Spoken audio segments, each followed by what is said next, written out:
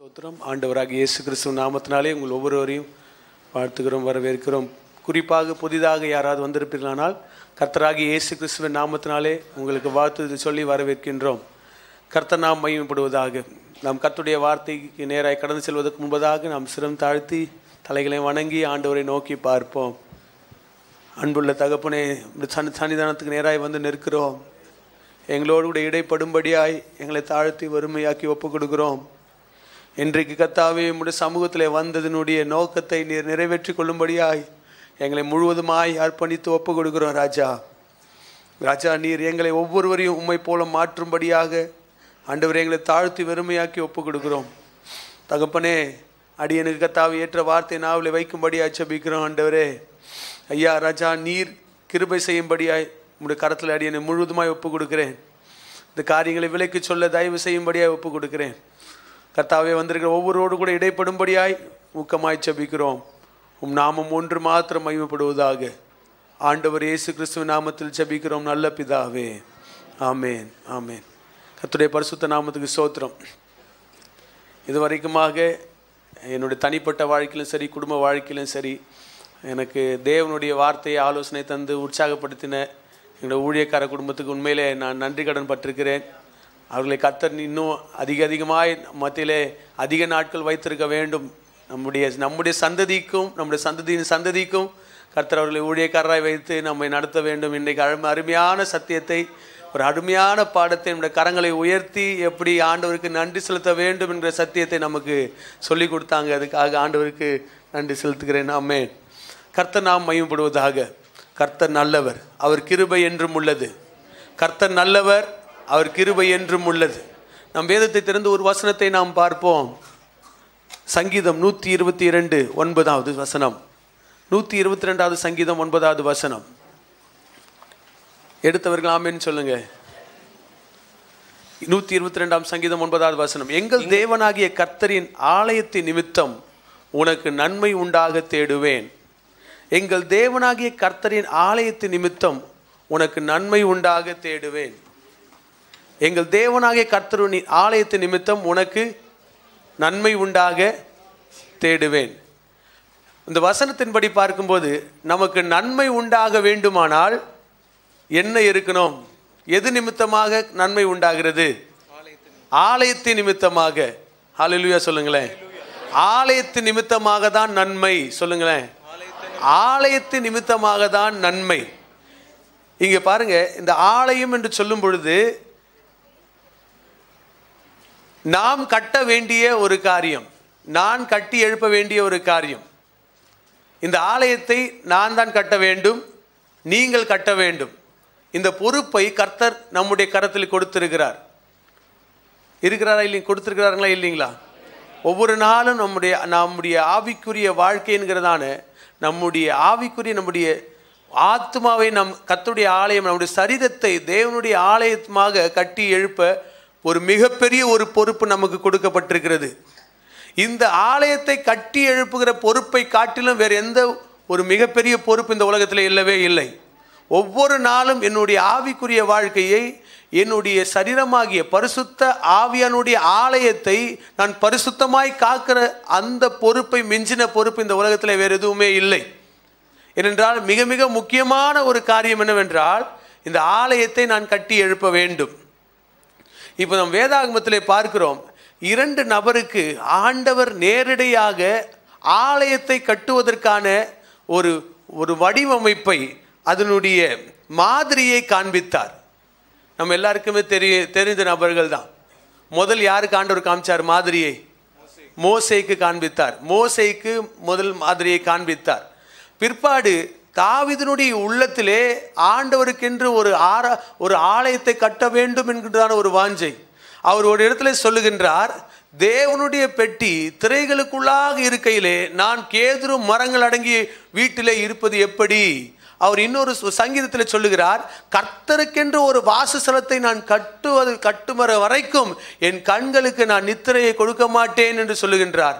என்னுடைய கேதுரு மரங்களால் ஆடிய பெரிய வீடுக்குள்ளே நான் பிரவேசிக்க மாட்டேன், அதில் நான் சௌகரியமாக இருக்க மாட்டேன் என்று சொல்லுகிறார். அப்படிப்பட்ட ஒரு தாகத்தோடு கூட கர்த்தருடைய ஆலயத்தை கட்டி எழுப்ப வேண்டும் என்கிற வாஞ்சியோடு கூட இருந்த மனுஷனுக்கு கர்த்தர் ஒரு காரியத்தை சொல்லுகிறார்.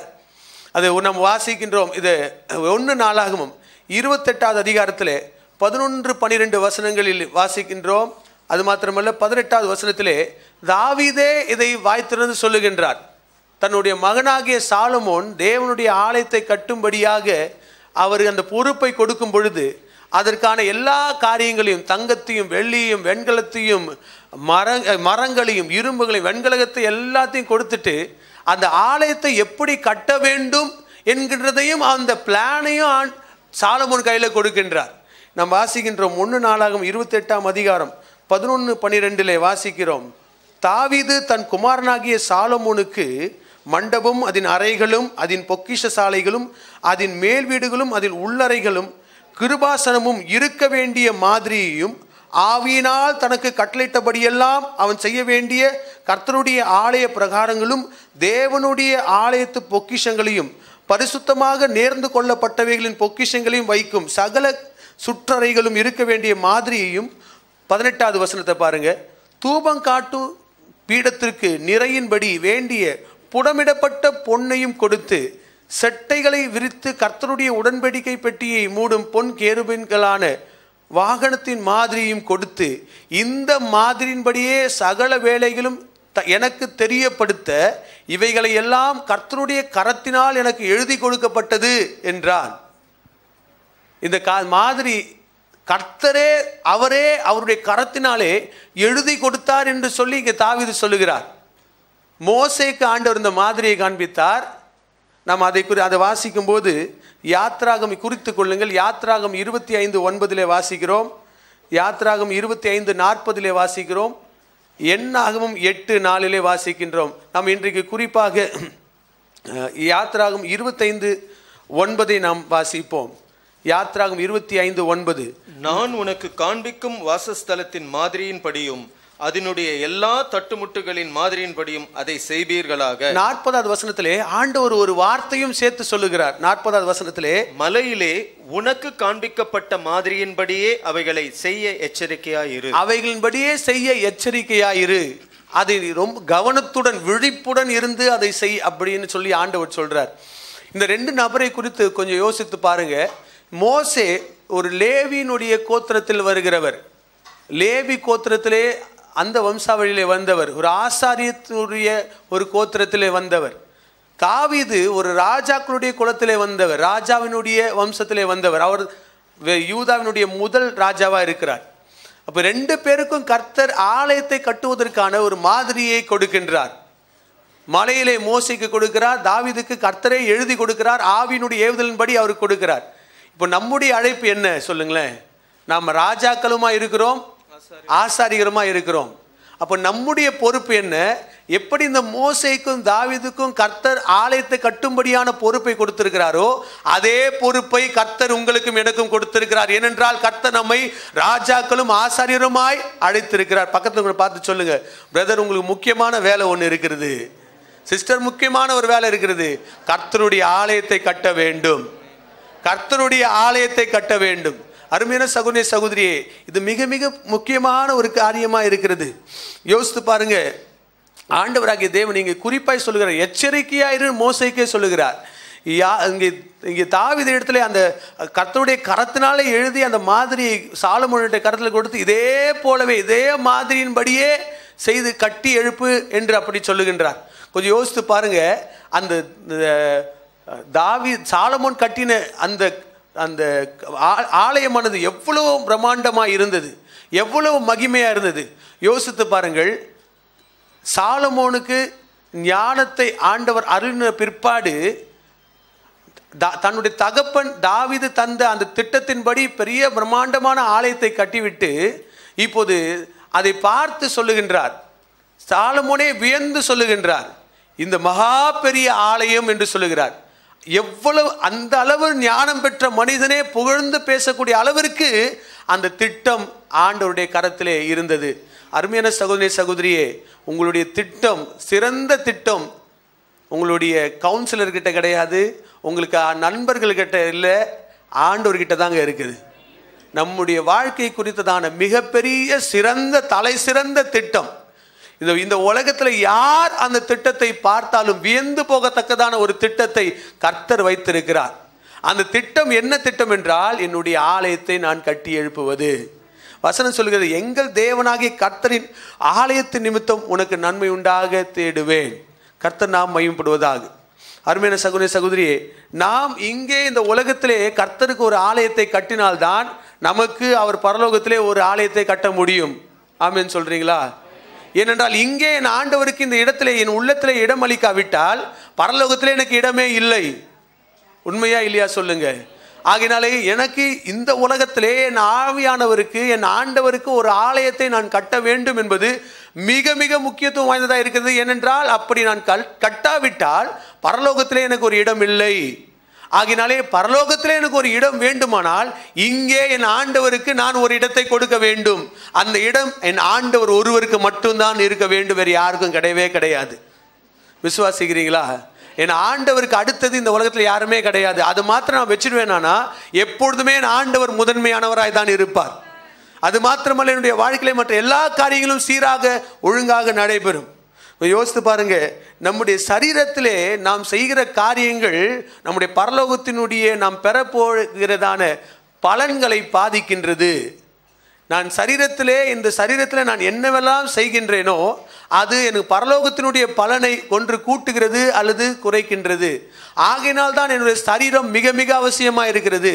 இன்றைக்கு பாருங்க, பிசாசு எந்த ஒரு காரியத்தை இந்த உலகத்தில் அவன் கொண்டு வந்தாலும் நம்முடைய சரீரத்தை பாதிக்கத்தக்கதாக தான் அவன் கொண்டு வருகிறான். ஒருவேளை நீங்கள் யோசிக்கலாம், இந்த சரீரம் மாம்சத்துக்கு எதுவானது தானே, அது மாம்சத்தை வளர்க்க வேண்டுமா என்பது அது அல்ல. இந்த சரீரத்தை நான் என்னுடைய ஆவிக்குரிய வாழ்க்கையை, இந்த தேவனுடைய ஆலயத்தை எவ்வளவுக்கு எவ்வளவாக பரிசுத்தமாய் காத்து கொள்கிறேனோ அந்த அளவிற்கு கர்த்தர் எனக்கு மகிமையான ஆலயத்தை, வீட்டை ஆண்டவர் நமக்கு ஆயத்தப்படுத்தி கொண்டிருக்கிறார். யோவான் 14ஆம் அதிகாரத்தில் ஆண்டவர் அழகா சொல்றாரு, நான் உங்களுக்காக ஒரு வீட்டை ஸ்தலத்தை ஆயத்தம் பண்ண போகிறேன். இங்கிலீஷ் பைபிள் என்ன போட்டிருக்குன்னா மேன்ஷன்ஸ் போட்டிருக்கு. நமக்காக ஆண்டவர் மாளிகைகளை கட்டிட்டு இருக்கிறாரு. கர்த்தருக்கு ஸ்தோத்திரம். நாம இன்றைக்கு இந்த சின்ன இடத்துல ஆண்டவரே உமக்காக ஒரு மாளிகை கட்டுற ஆண்டவரே, இந்த சின்ன இருதயத்தில் ஆண்டவரே, என் இருதயத்தில் உமக்கு மாத்திரம்தான்ப்பா இடம், வேற யாருக்குமே இடம் கிடையாது. இந்த இருதயத்தினுடைய ஆலயத்தில் நீர் ஒருவர் தான் எல்ஷடாயா இருந்து ஆளுகை செய்ய போகிறீர், நீர் ஒருவர் தான் என்றென்றைக்கும் வீற்றிருக்க போகிறீர் என்று சொல்லி அவரை மாத்திரம் இருதய சிங்காசனத்திலே என்றென்றைய முடிசூட்டப்பட்ட மன்னனாக நாம் வைப்போமானால் நமக்காக மங்காத ஒரு மாளிகையை கர்த்தர் பரலோகத்திலே கட்டி கொண்டிருக்கிறார். விசுவாசிக்கிறீங்களா? இந்த சரீரத்தை நான் பாதுகாத்துக் கொள்ள வேண்டும் என்று சொல்லும் போது, இந்த சரீரத்திற்கு செய்கிற காரியங்கள் என்று சொல்லும் போது, என்னுடைய சரீரத்தினுடைய இந்த சரீரத்தை அசுத்தத்திற்கு நான் பயன்படுத்தக்கூடாது. என் கண்களை அசுத்தத்திற்கு பயன்படுத்தக்கூடாது. என்னுடைய கைகளை பாவ காரியங்கள் செய்யும்படியாய் நான் பயன்படுத்தக்கூடாது. என் கால்களை அசுத்தமான இடங்களுக்கோ அல்லது தகாத காரியங்களை செய்கிற இடத்திற்கோ போகும்படி நான் அனுமதி கொடுக்க கூடாது.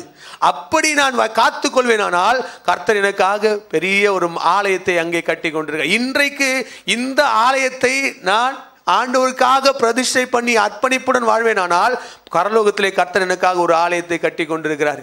எத்தனை பேர் விசுவாசிக்கிறீங்க? ஹல்லேலூயா. கர்த்தர் நல்லவர். அருமையான சகோதரி சகோதரி, நமக்கென்று கர்த்தர் கொடுத்திருக்கிற ஒரு பெரிய பொறுப்பு இதுதான். அது என்னவென்றால், ஆசாரியர்களாக இருக்கிற நாம், ராஜாக்களாக இருக்கிற நாம் செய்ய வேண்டிய மிகப்பெரிய பொறுப்பு கர்த்தருக்காக ஒரு ஆலயத்தை கட்டுவது. கர்த்தருக்காக ஒரு ஆலயத்தை கட்டுவது. வசனம் சொல்லுகிறது, எங்கள் தேவனாகிய கர்த்தருடைய ஆலயத்தின் நிமித்தம் உனக்கு நன்மை உண்டாக தேடுவேன். இந்த காலை செய்தியின் தலைப்பு என்னவென்றால், கர்த்தருடைய ஆலயத்தின் அனுபவங்கள். கர்த்தருடைய ஆலயத்தின் அனுபவங்கள். நான் சுருக்கமாக 3 அனுபவங்களை உங்களிடத்தில் பகிர்ந்து கொள்ள விரும்புகின்றேன். கர்த்தர் அடியேனுக்கு உதவி செய்வாராக. 3 காரியங்கள். முதலாவது குறித்து கொள்ளுங்கள். முதலாவது உறைவிடம். இரண்டாவது அந்த உறைவிடத்தினுடைய உரிமையாளர். மூன்றாவது உண்மையான ஆசீர்வாதம். இந்த 3வது அனுபவம் அந்த தேவனுடைய கர்த்தருடைய ஆலயமாய் இருப்பதனுடைய அனுபவங்களின் 3வது அனுபவம் உண்மையான ஆசீர்வாதம். இந்த 3 காரியங்களை இந்த வசனத்திலே 122வது சங்கீதம் 9வது வசனத்திலே நம்மால் பார்க்க முடியும். வசனம் சொல்லுகிறது, எங்கள் தேவனாகிய கர்த்தரின் ஆலயத்தின் நிமித்தம் உனக்கு நன்மை உண்டாக தேடுவேன்.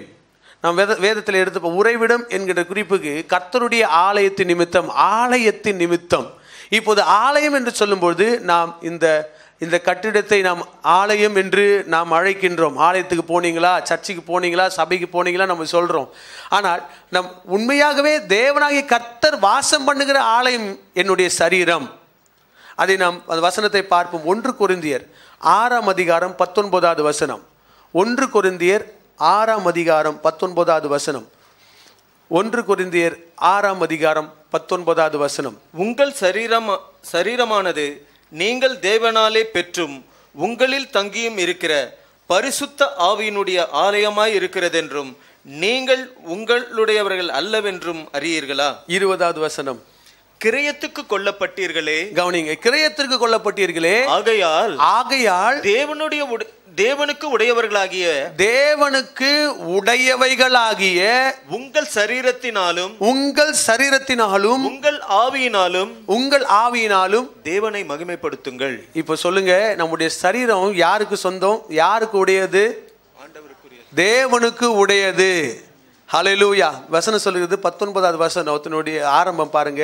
உங்கள் சரீரமானது நீங்கள் தேவனாலே பெற்றும் உங்களில் தங்கி இருக்கிற பரிசுத்த ஆவியினுடைய ஆலயமாய் இருக்கிறது என்றும் நீங்கள் உங்களுடையவர்கள் அல்லவென்றும் அறியீர்களா? இப்ப சொல்லுங்களேன், கரங்களை உயர்த்தி சொல்லுங்க, நான் தேவனுடைய ஆலயம், நான் தேவனுக்கு உரியவன், நான் தேவனுடைய உறைவிடம். சொல்லுங்களேன், நான் தேவனுடைய உறைவிடம். தேவனுடைய உறைவிடம்னா என்ன அர்த்தம்னா அவர் தங்குகிற இடம். கொஞ்சம் யோசித்து பாருங்க. நமக்கென்று குடும்பம் இருக்கிறது, வீடு இருக்கிறது, பிள்ளைகள் இருக்கிறார்கள், பேர பிள்ளைகள் இருக்கிறார்கள். நம்ம எல்லாருமே கூடுற நேரம் எது சொல்லுங்க? எல்லாமே குடும்ப அங்கத்தினரா வீட்டில் கூடுற நேரம் எது சொல்லுங்க? எல்லாருமே கூடி வர நேரம் எது சொல்லுங்க? எல்லாம் காலையில் நம்ம பேர பிள்ளைங்களை ஸ்கூலுக்கு போயிடுது, நம்முடைய பிள்ளைங்க வேலைக்கு போய்ட்றாங்க. அப்போ நாமளும் சில நேரத்தில் வீட்டில் இருக்கிறோம், இல்லை சில நேரத்தில் வெளியே போகிறோம். நம்ம எல்லாருமே கூடி சேர்ற நேரம் எது சொல்லுங்க? இரவு வேலையில் தான் நம்ம கூடி சேருகின்றோம். அப்போ அந்த இரவு வேலையிலே நாம் எல்லாரும் கூடி ஒரு குடும்பமாய் கூடி சேர்ந்து நாம் அப்போது அந்த இரவிலே நம்முடைய அன்பை பகிர்ந்து கொண்டு ஒருவரிடத்தில் அன்பாக பேசி, அது மாத்திரமல்ல ஒன்றாக ஐக்கியமாய் சாப்பிட்டு உறங்குகிற நேரம், உறங்குகிற இடம், ஒரு இளைப்பாறுகிற இடம். அந்த இடத்துல அந்த வீடு என்பது இல்லம் என்று சொல்லும்போது ஒரு அன்பை குறிக்கிறது, ஐக்கியத்தை குறிக்கிறது, இளைப்பாறுதலை குறிக்கிறது. அந்த என்னதான் எங்கே தான் போய் வேலை செஞ்சாலும், ஒரு ஏசி ரூமில் வேலை செஞ்சாலும், வீட்டுக்கு வந்து சாப்பிட்டுட்டு கொஞ்ச நேரம் தூங்குறது இருக்கிற அந்த ஒரு இளைப்பாறுதல் வேறு எங்கும் இல்லைன்னு சொல்லி நம்ம அநேகரும் அறிந்திருக்கிறோம், எல்லாருமே தெரிந்தது. அப்போது ஒரு உறைவிடம் என்று சொல்லும் பொழுது எவ்வளவு முக்கியமானது பாருங்க. என்னதான் ஆபீஸ்ல ஏசி ரூம்ல இருந்தாலும் வீட்டுக்கு போயிட்டு வந்துடுறாங்க அப்படின்னு சொல்லிட்டு வரவங்க நிறைய பேர் இருக்கிறாங்க. ஏனென்றால் அந்த உறைவிடம் அவ்வளவு விசேஷமானது. அப்போது இந்த என்னுடைய சரீரம் ஆண்டவருக்கு உறைவிடம் என்றால் அது எவ்வளவு விசேஷமானதா இருக்கிறது யோசித்து பார்க்க வேண்டும். என்னுடைய சரீரம் என் ஆண்டவருடைய உறைவிடம். வசனம் சொல்லுகிறது, உங்கள் சரீரமானது நீங்கள் தேவனாலே பெற்றும் உங்களில் தங்கியும் இருக்கிற, தேவனாலே பெற்றும் உங்களில் தங்கியும் இருக்கிற பரிசுத்த ஆவியினுடைய ஆலயமாக இருக்கிறது. அருமையான சகோதரிய சகோதரியே, நாம் இன்றைக்கு ஆண்டவராகிய தேவன் எதற்காக நம்முடைய ஆலயத்தை, நம்முடைய சரீரத்தை நம்முடைய ஆலயமாக்க விரும்புகிறார் என்றால், நீங்கள் கொஞ்சம் கவனித்து கேளுங்க.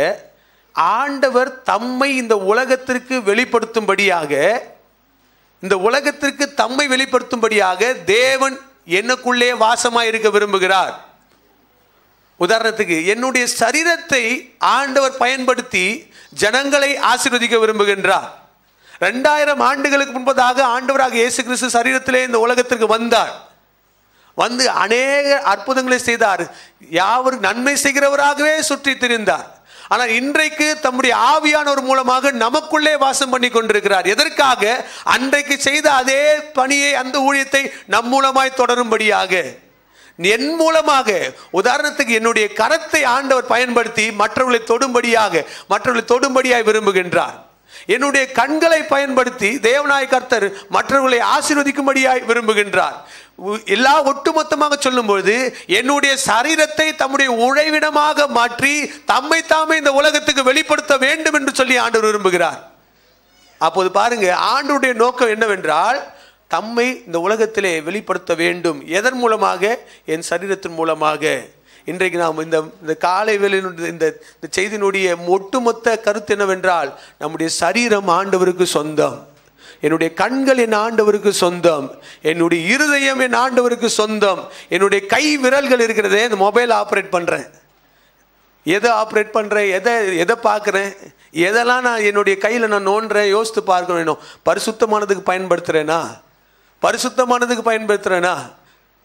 எத்தனை விஷயம் நம்ம பைபிள் படிக்காமல் டிவி ரிமோட் எடுக்கிறோங்க. செய்தியை கேட்கறதுனால அந்த செய்தி மாறிட போதா என்ன? மாற போகிறது கிடையாது. வேதாகமத்தை தொடாமல் செய்தியை கேட்குறீங்க, என்ன பிரயோஜனம்? யோசித்து பார்க்க வேண்டும். நம்முடைய கரத்தை எதற்காக நம்ம பயன்படுத்துகின்றோம்? நியாயமான காரியத்தை தான் நீங்கள் பார்க்குறீங்க, செய்தி தான். கர்த்தருடைய வேதத்தை வாசித்து தியானிக்காமல் போய் நிற்கிறீங்க, டிவி முன்னாடி பார்க்குறீங்க. இந்த கண் எதை பார்க்க வேண்டும்? காலையில் எழுந்தவொடனே யாரை பார்க்கணும்? என் ஆண்டவரை பார்க்கணும். என் இருதயம் யாரை தியானிக்கணும்? கர்த்தரை தியானிக்கணும். இன்றைக்கு நம்முடைய இருதயம் யாரை தியானிச்சுட்டு இருக்குன்னு யோசித்து பார்க்க வேண்டும். அருமையான சகோதரி சகோதரியே, இன்றைக்கு ஆண்டவராகிய தேவன் அன்போடு நம்மோடு பேசுகிறார். மகனே மகளே, நான் உன் இருதயத்தின் மூலமாக மற்றவர்களோடு கூட இடைபட விரும்புகிறேன். உன்னுடைய கரங்களின் மூலமாக மற்றவர்களை நான் தொட விரும்புகின்றேன். உன்னுடைய செவிகள் மூலமாக மற்றவருடைய அழுகுறல், அவங்க வேதனையெல்லாம் நான் கேட்க விரும்புகிறேன். மகனே, உன்னுடைய முழங்காலில் நின்று நீ வேதனையோடு அங்கலாய்ப்போடு ஜெபிக்கிறாயே, அந்த ஜெபத்தின் மூலமாக வாக்கு கடங்காத பெருமூச்சோடு நான் வேண்டுதல் செய்ய விரும்புகின்றேன். இன்றைக்கு தேவனாய கர்த்தர் நம்முடைய சரீரத்தை உறைவிடமாக மாற்ற விரும்புகிறார். எத்தனை பேர் சொல்றீங்க, அப்பா நீங்க சரீரத்தில் உறைவிடமாய் ஆளுகை செய்யுங்க ஆண்டவரே, என்னுடைய கரங்களை நீங்க பயன்படுத்துங்க ஆண்டவரே, என்னுடைய எண்ணங்களை, என்னுடைய கால் ஆண்டவரே, காலை நீர் பயன்படுத்துங்க ஆண்டவரே. இந்த கால் ஆண்டவரே உம்முடைய உறைவிடமாய், என்னுடைய சரீரம் உம்முடைய உறைவிடமாய் இருக்க வேண்டும். அருமையான சகோதரி சகோதரி, இதை குறித்து பவுல் இப்படியே சொல்லுகின்றார். 1 கொரிந்தியர் 3வது அதிகாரத்திலே 6வது வசனத்திலே அவர் சொல்லுகிறார், நீங்கள் 1 கொரிந்தியர் 3:16, நீங்கள் தேவனுடைய ஆலயமாய் இருக்கிறீர்கள் என்றும் தேவனுடைய ஆவி உங்களில் வாசமாய் இருக்கிறார் என்றும் அறியாதிருக்கிறீர்களா? 17வது வசனத்தில் அவர் சொல்லுகிறார், ஒருவன் தேவனுடைய ஆலயத்தை கெடுத்தால் அவனை தேவன் கெடுப்பார். தேவனுடைய ஆலயம் பரிசுத்தமாக இருக்கிறது, நீங்களே அந்த ஆலயம். 23வது வசனம் 1 கொரிந்தியர் 3:23, நீங்கள் கிறிஸ்துவினுடையவர்கள், கிறிஸ்து தேவனுடையவர். எத்தனை பேர் மனசு திறந்து சொல்ல முடியும், ஆண்டவரே நான் உம்முடையவன், நான் உம்முடையவன் ஆண்டவரே? பக்கத்துல கூட பார்த்து சொல்லுங்களேன், நீங்கள் கிறிஸ்துவின் உடையவர்கள், நீங்கள் கிறிஸ்துவின் உடையவர்கள். ஹல்லேலூயா, நீங்க கிறிஸ்துவுக்கு சொந்தமானவர்கள். ஹல்லேலூயா. அருமையான சகோதரி சகோதரியே, ஆண்டவராகிய தேவன் நம்முடைய சரீரத்தை அவருடைய உறைவிடமாக மாற்ற விரும்புகிறார். சரீரம் என்று சொல்லும்போது இந்த ஆலயத்தை ஆண்டவர் உறைவிடமாக்க விரும்புகின்றார். இந்த நம்ம வேதாகமத்திலே ரோமருக்கு எழுதின நிருபம் 6ஆம் அதிகாரத்திலே நாம் இந்த காரியத்தை, இந்த சத்தியத்தை குறித்து வாசிக்கின்ற ரோமர் 6:13, நீங்கள் உங்கள் அவயவங்களை அநீதியின் ஆயுதங்களாக பாவத்திற்கு ஒப்புக்கொடாமல் உங்களை மரித்தோரிலிருந்து பிழைத்திருக்கிறவர்களாக தேவனுக்கு ஒப்பு கொடுத்து உங்கள் அவயவங்களை நீதிக்குரிய ஆயுதங்களாக தேவனுக்கு ஒப்பு கொடுங்கள். உங்கள் சரீர அவயவங்களை நீதிக்குரிய ஆயுதங்களாக தேவனுக்கு ஒப்பு கொடுங்கள். உங்கள் சரீரங்களை நீதிக்குரிய ஆயுதங்களாக தேவனுக்கு ஒப்பு கொடுங்கள். இதுதான் நாம் ஆண்டவர் நம்முடைய சரீரத்தை உறைவிடமாக்க வேண்டுமானால் நாம் செய்ய வேண்டியது இதுதான். என்ன செய்யணும் சொல்லுங்களேன்? ஆண்டவரே, என்னுடைய சரீரத்தின் அவயவங்களை உமக்கு ஒப்பு கொடுக்கிறேன், சரீரத்தினுடைய அவயவங்களை உமக்கு ஒப்பு கொடுக்கிறேன். இதை நான் செய்யும் பொழுதுதான் என்னுடைய சரீரம் ஆண்டவருடைய ஆலயமாய் உறைவிடமாய் மாறுகின்றது. எத்தனை பேருக்கு தெரியும், நம்ம ஆண்டவருக்கு நம்ம எவ்வளோக்கெவ்வளவா ஒப்பு கொடுக்குறோமோ அவ்வளோக்கெவ்வளோ தான் ஆண்டவர் நம்மளை பயன்படுத்துகிறாரு. எவ்வளவுக்கு எவ்வளவாக நம்ம ஆண்டவருக்கு இடம் அளிக்கிறோமோ அவ்வளவுக்கு எவ்வளவாக தான் கர்த்தர் நம்முடைய வாழ்க்கையிலே செயல்படுகின்றார். நாம் கொஞ்சம் எல்லா காரியத்தை நிறுத்திவிட்டு கொஞ்சம் சற்று பொறுத்திருந்து நம்முடைய சூழ்நிலைகளை எல்லாம் பார்ப்போமானால், ஆண்டவராகிய தேவன் எனக்கு இந்த கண்ணை எதற்கு கொடுத்திருக்கிறார், இந்த நாவை எதற்கு கொடுத்திருக்கிறார், இந்த காதுகளை எதற்கு கொடுத்திருக்கிறார், இந்த கைகளை ஆண்டவர் எதற்கு கொடுத்திருக்கிறார் என்பதை கொஞ்சம் அமர்ந்து யோசித்து பார்ப்போமானால், ஆண்டவராகிய தேவன் பயன்படுத்துகிற ஒரு பாத்திரமாய் நம்மால் மாற முடியும். அந்த இருதயம் என்ற வார்த்தையை நான் இப்படியாக யோசித்து கொண்டிருந்தேன். அந்த இருதயம் என்றால் என்ன? எங்களுக்கு எல்லாருக்கும் ஹீப்ரு சொல்லித்தர எங்கள் பாஸ்டரியாவுக்கு ஆண்டவருக்கு நன்றி செலுத்துகின்றேன். அந்த எபிரேய பதத்திலே அந்த இருதயம் என்கின்ற வார்த்தைக்கு 2 எழுத்துக்கள் பயன்படுத்தப்படுகிறது. லப் என்று சொல்லப்படுகிறது, லாமேடும் பேத்தும். அப்போ ஒரு இருதயம் என்றால் என்ன? நமக்கு ஹீப்ரு தெரிஞ்ச மாணவர்களுக்கு தெரியும். பேத் என்றால் வீடு, லாமேட் என்றால் தேவனுடைய வார்த்தை. அப்போ ஒரு இருதயத்தை குறித்து ஆண்டவருடைய தீர்மானம் என்ன? ஒரு வீடா இருக்கணும், அந்த வீட்டுக்குள்ள கர்த்தருடைய வார்த்தை இருக்கணும். அப்போ இருதயம் ஒரு வீடு, வார்த்தை இருக்கின்ற வீடு. இப்போ எந்த இருதயத்தில் வார்த்தை இருக்கிறதோ, கர்த்தருடைய வேதம் இருக்கிறதோ, அந்த இருதயம் மாத்திரம்தாங்க உண்மையாகவே ஒரு இருதயமாய் செயல்பட முடியும். இல்லாவிட்டால் அது ஒரு இருதயமாய் செயல்பட முடியாது. எத்தனை விஷயம் நம்ம சொல்ல கேட்டிருக்கிறோம். என்ன கல் நெஞ்சம் படைச்சவனா நீ? கேட்டிருக்கீங்களா இல்லையா? சொல்லுங்க. சொல்லனாலும் கேட்டிருக்கிறோங்கள. கல் நெஞ்சம் படைச்சவனா நீங்கள்? ஏங்க ஒரு கொஞ்சம் கூட ஒரு ஈரமே இருக்காதா உங்களுக்கு? கொஞ்சம் கூட இறக்கமே காட்ட மாட்டீங்களா அப்படின்னு சொல்கிறோங்களே.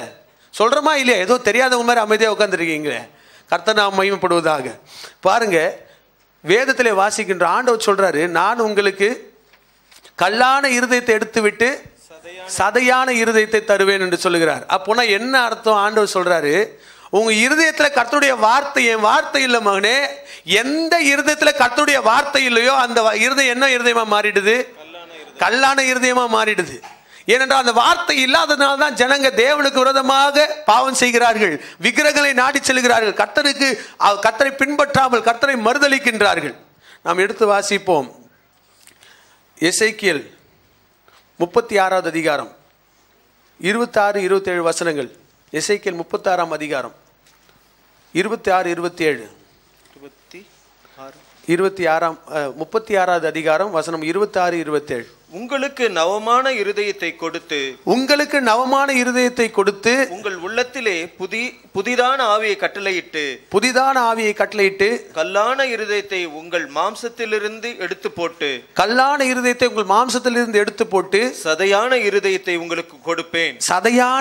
உங்களுக்கு கொடுப்பேன். உங்கள் உள்ளத்திலே என் ஆவியை வைத்து உங்களை என் கட்டளைகளில் நடக்கவும் என் நியாயங்களை கைக்கொள்ளவும் அவைகளின்படி செய்யவும் பண்ணுவேன். இங்க ஆண்டவர் 2 இருதயத்தை குறித்து பேசுகிறார். ஒன்று கல்லான இருதயம், இன்னொன்று சதையான இருதயம். ஆண்டவர் சொல்கிறார், கல்லான இருதயத்தை நான் எடுத்து போட்டு சதையான இருதயத்தை தருவேன் என்று சொல்லுகிறார். அப்போது சதையான இருதயத்தை தருவேன் என்று சொல்லி ஆண்டவர் சொல்லுகிறார். என்ன சொல்றார்? உங்களுக்குள்ளே என்னுடைய ஆவியை வைப்பேன், அப்பொழுது நீங்கள் என் கட்டளைகளின் படியெல்லாம் நடப்பீர்கள். நீங்கள் என் கட்டளைகளின் படியெல்லாம் நடப்பீர்கள். நாம் இதை இங்க எங்கெல்லாம் கர்த்தருடைய வார்த்தை இருக்க வேண்டிய இடம் என்று வருகிறதோ அங்கேயெல்லாம் நம்முடைய இருதயமும் வருகின்றதை வேதாகமத்திலே பல இடங்களிலே நம் வசனத்திலே பார்க்கின்றோம். கர்த்தருடைய வேதம் எங்கே இருக்க வேண்டும் என்ற ஒரு கேள்வி வரும் பொழுது பிரதானமாக வேதாகமத்திலே பார்க்கும்போது கர்த்தருடைய வேதம் எங்கே இருக்க வேண்டும் என்றால் நம்முடைய இருதயத்திலே தான் இருக்க வேண்டும் என்று சொல்லி நாம் வேதாகமத்திலே பல இடங்களிலே வாசிக்கின்றோம். உபாகமம் 6ஆம் அதிகாரம் 6வது வசனத்திலே ஆண்டவராகிய தேவன் சொல்லுகிறார். உபாகமம் 6:6 இன்று நான் உனக்கு கட்டளையிடுகிற இந்த வார்த்தைகள் எங்கே இருக்கணும்? உன் இருதயத்தில் இருக்க கடவுது. பாருங்க, இப்போ நம்ம உறைவிடம் சொல்லிட்டு இருக்கிறோம். வீடை, கர்த்தருக்கென்று ஒரு வீட்டை குறித்து சொல்லுகிறோம். இருதயம் என்பது ஒரு வீடாக இருக்கிறது. கர்த்தருடைய வார்த்தையை அடங்கிய ஒரு வீடாக இருக்க வேண்டும். அப்பொழுதுதான் கர்த்தர் தங்குகிற ஒரு இருதயமாய் வீடாய் மாற முடியும். அப்போ என்னுடைய இருதயத்தை குறித்து கர்த்தருடைய தீர்மானம் என்ன? கர்த்தருடைய வார்த்தை இருக்க வேண்டும். வார்த்தை இல்லாத இருதயம் என்ன இருதயம்? சத்தமா சொல்லுங்களேன். வார்த்தை இருக்கிற இருதயம். அப்ப எந்த இருதயத்துல வார்த்தை இருக்கிறதோ அந்த இருதயம் மாத்திரம்தான் மற்றவருடைய உணர்வுகளை புரிந்து கொள்ள முடியும், வீட்டாருடைய கஷ்டங்களை புரிந்து கொள்ள முடியும். நான் வேதத்தை வாசிக்காம ஒவ்வொரு நாளும் என் குடும்பத்தை நடத்தணும்னு வச்சுங்களேன், என் குடும்பத்தார் சொல்ற ஒரு வார்த்தை என் காதுக்குள்ள போவே போவாது. மனிதன் சொல்லுவாங்க, இந்த மனுஷங்கிட்ட என்ன சொல்லி என்ன பிரயோஜனம், அழுதா கூட இந்த மனுஷனுக்கு இறக்கம் வர மாட்டேங்குது. யாருக்கு அந்த மாதிரி நடக்கும்னா கர்த்தருடைய வேதத்தை படிக்காத கணவர்மார்களுக்கு. யார் யாரெல்லாம் கர்த்தருடைய வேதத்தை குறித்து அக்கறையற்று இருக்கிறாங்களோ, கர்த்தருடைய வேதத்தின் மீது ஆர்வம் இல்லாத இருக்கிறாங்க, யோசித்து பாருங்க. நம்ம இதை நம்முடைய உண்மையாகவே கர்த்தருடைய சமூகத்திலே பரிசோதித்து நம்ம பார்ப்போமானால், என்றென்றைக்கெல்லாம் கர்த்தருடைய வேதத்தை நாம் மறக்கிறோமோ அன்றென்றைக்கெல்லாம் நம்ம எல்லாரையும் மறந்துடுறோங்க. மற்ற எல்லாருடைய உணர்வுகளை நாம் புரிந்து கொள்ளாமல் போய்விடுகிறோம். ஏனென்றால் என்னுடைய இருதயம் சதையான இருதயமாக அல்ல, கல்லான இருதயமாய் மாறிவிடுகிறது. அப்போ வேதத்திலே பாருங்க, இந்த உபாகம் 6ஆம் அதிகாரம் 6வது வசனத்திலே கர்த்தர் சொல்கிறார், என்னுடைய கட்டளைகளை என்னுடைய வார்த்தைகளை உன் இருதயத்திலே நீ இருக்க கடவுது. 11ஆம் அதிகாரம் உபாகம் 11:19 வாசிக்கிறோம். உபாகம் 11:19, நீங்கள் என் வார்த்தைகளை உங்கள் இருதயத்திலும் உங்கள் ஆத்துமாவிலும் பதித்து அவைகளை உங்கள் கையின் மேல் அடையாளமாக கட்டி உங்கள் கண்களின் நடுவே ஞாபகக்குறியாய் வைத்து அவைகளை உன் பிள்ளைகளுக்கு உபதேசித்து. நீங்கள் என் வார்த்தைகளை உங்கள் இருதயத்திலும் உங்கள் ஆத்துமாவிலும் பதித்து. ஆண்டவர் எங்க பதிக்க சொல்றாரு? இருதயத்தில். ஏன்னா நம்முடைய இருதயம் கல்லான இருதயமா இருக்கிறதுக்கு ஆண்டவருக்கு விருப்பமே கிடையாது. என் இருதயம் ஒரு சதையான இருதயமா இருக்கணும்னு சொல்லி தான் ஆண்டவர் விரும்புகின்றார். அருமையான சகோதரி சகோதரியே, ஒரு கல்லான இருதயத்திற்கு ஒரு உணர்வே இருக்காது. அந்த இருதயத்திற்கு நீங்க அந்த இருதயத்துக்கிட்ட என்னதான் நம்ம சொன்னாலும் புரிய வச்சாலும் புரிய வைக்கவே முடியாது. அவ்வளவு கடினமான ஒரு இருதயமா இருக்கிறது. அப்படியா என்றைக்கு நாம் கர்த்தருடைய வார்த்தையின்படி நாம் ஆண்டவருடைய வார்த்தையை நாம் ஏற்றுக்கொண்டு அதன்படி நடக்கும்படியாய் முற்படுகிறோமோ அப்பொழுது மாத்திரம்தான் நமக்குள்ளே அந்த இரக்கம் மனதுருக்கம் உண்டாகிறது. உங்களுக்கு ஒன்று தெரியுங்களா, சில நேரத்தில் நம்ம செய்தி கேட்குற நேரத்தில் கூட பாருங்களேன், ஆறாவது நேரத்தில் கூட கொஞ்சம் உற்சாகமாக இருந்துருவோம். செய்தி கேட்குற நேரத்தில் தான் கொஞ்சம் டயர்டாகிடுது, தூக்கம் வர மாதிரி ஆகிடுது. காரணம் என்னன்னு தெரியுங்களா? நம்முடைய இருதயத்துக்குள்ளே வார்த்தை போகக்கூடாது. நம்முடைய இருதயம் சதையான இருதயமாக மாறக்கூடாது. நம்முடைய இருதயம் கல்லான இருதயமாக தான் இருக்கணும். இதுக்காகவே பிசாசு பல போராட்டம் பல காரியங்களை மைண்டில் வந்து கொண்டு வந்து நிறுத்துவோம். நம்ம உட்காந்து நம்ம கேட்குற நேரத்தில் நமக்கு தூக்கம் வர மாதிரி இருக்குது. சரி, விழிப்பாக இருந்தாலும் கர்த்தருடைய வார்த்தையை நம்ம செவி கொடுத்து கேட்குறோமா? யோசித்து பாருங்க. எதுக்கு அந்த மெசேஜ் கேட்குற செய்தி கேட்குற நேரத்தில் தான் நமக்கு பல சிந்தனைகள் ஓடுகிறது. அடுத்த வருஷம் நடக்க வேண்டியதை இப்போ யோசிக்கிறோம், அடுத்த மாதம் நடக்க வேண்டியதை இப்போ யோசிச்சுட்டு இருப்போம். காரணம் என்ன? எப்படியாவது வார்த்தை உள்ளே போய்விடக்கூடாது. வார்த்தை உள்ளே போச்சுன்னா கர்த்தருடைய வேதம் கர்த்தருடைய வசனம் இருபுறமும் கருக்குள்ளப்பட்டையும் ஊனையும் கணுகளையும் பிரிக்கத்தக்கது. ஆவியின் இருதயத்தினுடைய மனதினுடைய ஆத்மாவுடைய சிந்தனைகளையும் எண்ணங்களையும் பிரிக்க கடவுது. பிரிக்கத்தக்கதான அந்த வார்த்தை உள்ளே சென்று விடக்கூடாது. யோசித்து பாருங்க. கர்த்தருடைய வேதம் வார்த்தை உள்ள போகக்கூடாதுன்னு பிசாசு பல பயங்கரமாய் போராடி கொண்டிருக்கிறான். அப்போ நம்ம இதை நாம் புரிந்து கொள்வோமானால், ஆண்டவரே இந்த வார்த்தை எனக்கு தான் ஆண்டவரே, இந்த சத்தியம் எனக்கு தான் ஆண்டவரே, இந்த வார்த்தை என்னுடைய இருதயத்துக்கு வேணும், இந்த சத்தியம் எனக்கு வேணும். அருமையான சகோதரி சகோதரியே, நம்முடைய கர்த்தருடைய வார்த்தை ஒன்று தான் நம்முடைய வாழ்க்கையை மாற்ற முடியும். சத்தியத்தையும் நீங்கள் அறிவீர்கள், சத்தியம் உங்களை விடுதலையாக்கும். கர்த்தருடைய வார்த்தை என்கிற சத்தியம் எவ்வளவுக்கு எவ்வளவாய் நான் அறிந்து கொள்கிறேனோ அதுக்கு நான் என்ன செய்யணும்? அறிந்து கொள்ள வேண்டுமானால் என்ன செய்யணும்? என்னுடைய இருதயத்துக்குள்ளே அந்த வார்த்தை நான் எவ்வளோக்கு எவ்வளோ என்னுடைய இருதயத்தின் கதவை திறந்து எவ்வளோக்கு எவ்வளோ ஆண்டோடைய வார்த்தையை உள்ள அனுப்ப முடியுமோ அவ்வளோக்கு எவ்வளோ அனுப்பணுங்க. கர்த்தருடைய வேதம் நம்முடைய இருதயத்துக்குள்ளாக செல்லும்படியாய் ஆண்டவர் விரும்புகின்றார்.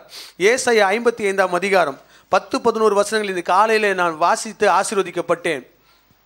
ஏசாயா 55ஆம் அதிகாரம் 10வது வசனமும் 11வது வசனமும். மாரியும் உறைந்தது, மழையும் வானத்திலிருந்து இறங்கி அவ்விடத்திற்கு திரும்பாமல். இப்ப பாருங்க, வசனம் சொல்லுது மழை வருது, அது பூமியை நனைக்குதான். நனைச்சிட்டு என்ன ஆகுதான்? திரும்பி போகாது. பூமியை நனைக்கிற அந்த தண்ணி வந்து திரும்ப மேலே போக, கடல்ல இருக்க தண்ணி ஆவியாகி மேலே போகுது. ஆனால் பூமியை நனைக்கிற தண்ணீர் என்ன ஆகுது? திரும்பி மேலே போகல. சரி, திரும்பாமல் பூமியை நனைத்தது, அதில் முளை கிளம்பி அதிலிருந்து முளை கிளம்பி விளையும்படி செய்து விதைக்கிறவனுக்கு விதையையும் புசிக்கிறவனுக்கு ஆகாரத்தையும் கொடுக்கிறது எப்படியோ அப்படியே என் வாயிலிருந்து புறப்படும் வசனமும் இருக்கும். அப்படியே என் வாயிலிருந்து புறப்படுகிற வசனம். அப்பனா என்ன அர்த்தம்? கர்த்தர் அனுப்புற வசனம் என்கிட்ட திரும்பி அவர்கிட்ட போக கூடாது, எனக்குள்ளேயே வாசம் பண்ண வேண்டும். ஆண்டவருடைய வார்த்தை அனுப்புகிற நோக்கம் என்னவென்றால், ஐயா என் இருதயத்துக்குள்ள ஆண்டவருடைய வார்த்தை நிரந்தரமா இருக்கணும். அது மேல அதுக்கப்புறம் வசனத்துல பாருங்களேன், அது வெறுமையாய் என்னிடத்திற்கு திரும்பாமல், அது என்னிடத்துல வெறுமையாய் திரும்பாமல், அது நான் விரும்புகிறதை செய்து நான் அதை அனுப்பின காரியமாக்கும்படி வாய்க்கும். அது நான் அனுப்பின காரியமாக்கும்படி வாய்க்கும். அவர் அனுப்பின காரியம் என்ன சொல்லுங்க? கர்த்தருடைய வார்த்தை என் இருதயத்துக்குள்ள நிரந்தரமா இருக்க வேண்டும். என்னுடைய இருதயத்திலே அந்த வார்த்தை, என்னுடைய இருதயமானது அந்த வார்த்தைக்கு ஒரு உறைவிடமா இருக்க வேண்டும். கரங்களை உயர்த்தி சொல்லுங்களேன், அப்பா என் இருதயத்திலே உம்முடைய வார்த்தை உறைவிடமா, உம்முடைய என் இருதயமுக்கு உறைவிடமா இருக்கட்டும் ஆண்டவரே, உறைவிடமா இருக்கட்டும். வார்த்தை நமக்குள்ள வெளியில போகிறது அந்த சித்தம் ஆண்டவருக்கு சித்தம் கிடையாது. அந்த அனுப்பப்பட்ட வார்த்தை எனக்குள்ளேயே, நான் என்னுடைய கடைசி மூச்சு வரைக்கும் அந்த வார்த்தை எனக்குள்ளேயே இருக்க வேண்டும். ஐயா அந்த வார்த்தை எனக்குள்ளேயே இருக்க வேண்டியது ஆண்டவருடைய நோக்கம். இதுதான் ஆண்டவருடைய தீர்மானமா இருக்கிறது. அருமையான சகோதரியே, அந்த வார்த்தை உள்ளே விட்டுச்சுன்னா என்ன ஆகுது பாருங்க. எபிரேயர் 4ஆம் அதிகாரம் 12வது வசனத்துல நம்ம எல்லாருக்கும் தெரிஞ்ச வசனம். எபிரேயர் 4:12, கர்த்தருடைய வசனம் இருபுறமும் கருக்குள்ள பட்டயமாய் இருக்கிறது. எபிரேயர் 4:12. எபிரேயர் நிருபம் 4ஆம் அதிகாரம் 12வது வசனம். தேவனுடைய வார்த்தையானது ஜீவனும் வல்லமையும் உள்ளதாயும் இருபுறம் கருக்குள்ள எந்த பட்டயத்திலும் கருக்கானதாயும் ஆத்துமாவையும் ஆவியையும் கணுக்களையும் ஊனையும் பிரிக்கத்தக்கதாக உருவ குத்துகிறதாயும் இருதயத்தின் நினைவுகளையும் யோசனைகளையும் வரையறுக்கிறதாயும் இருக்கிறது. இருதயத்தின் யோசனைகளையும் எண்ணங்களையும் வரையறுக்கிறதாயும். யோசிச்சு பாருங்க, இருதயத்தினுடைய யோசனைகளையும் எண்ணங்களையும் பிரிக்கிறது எது? கர்த்தருடைய. அப்போ இருதயத்தில் இருக்கிற எண்ணங்களையும் யோசனைகளையும் பிரிக்கணும்னா கர்த்தருடைய வார்த்தை எங்க இருக்கணும் சொல்லுங்க? இருதயத்துக்குள்ள இருந்தால்தான். என் இருதயத்துக்குள்ள கர்த்தருடைய, அப்போ யாருடைய இருதயத்துக்குள்ள கர்த்தருடைய வார்த்தை இருக்கிறதோ அவர்கள் மாத்திரம் தான் பரிசுத்தவான்களாய் ஜீவிக்க முடியும், பாவத்தை விட்டு விலக்க முடியும், அசுத்தமான காரியங்களுக்கு வேண்டாம் என்று சொல்ல முடியும். யார் கர்த்தருடைய வார்த்தையை உள்ளே ஈர்த்துக் கொள்கிறார்களோ, உள்ளே கர்த்தருடைய வார்த்தைக்கு தன்னுடைய இருதயத்தை உறைவிடமாய் கொடுக்கிறார்களோ அவர்கள் மாத்திரம் தான் அங்க பாவத்துக்கு இல்லைன்னு சொல்ல முடியும். அவர்கள் ஒருத்தர் தான் பாவத்துக்கு நோன்னு சொல்ல முடியும், கெட் அவுட்னு சொல்ல முடியும். தாவீது சொல்லுகின்றார் 119ஆம் சங்கீதத்திலே, நான் உமக்கு விரோதம், 119:11வது வசனத்தை குறித்துக் கொள்ளுங்கள், நான் உமக்கு விரோதமாய் பாவம் செய்யாதபடிக்கு உம்முடைய வாக்கை என் இருதயத்திலே வைத்தேன்.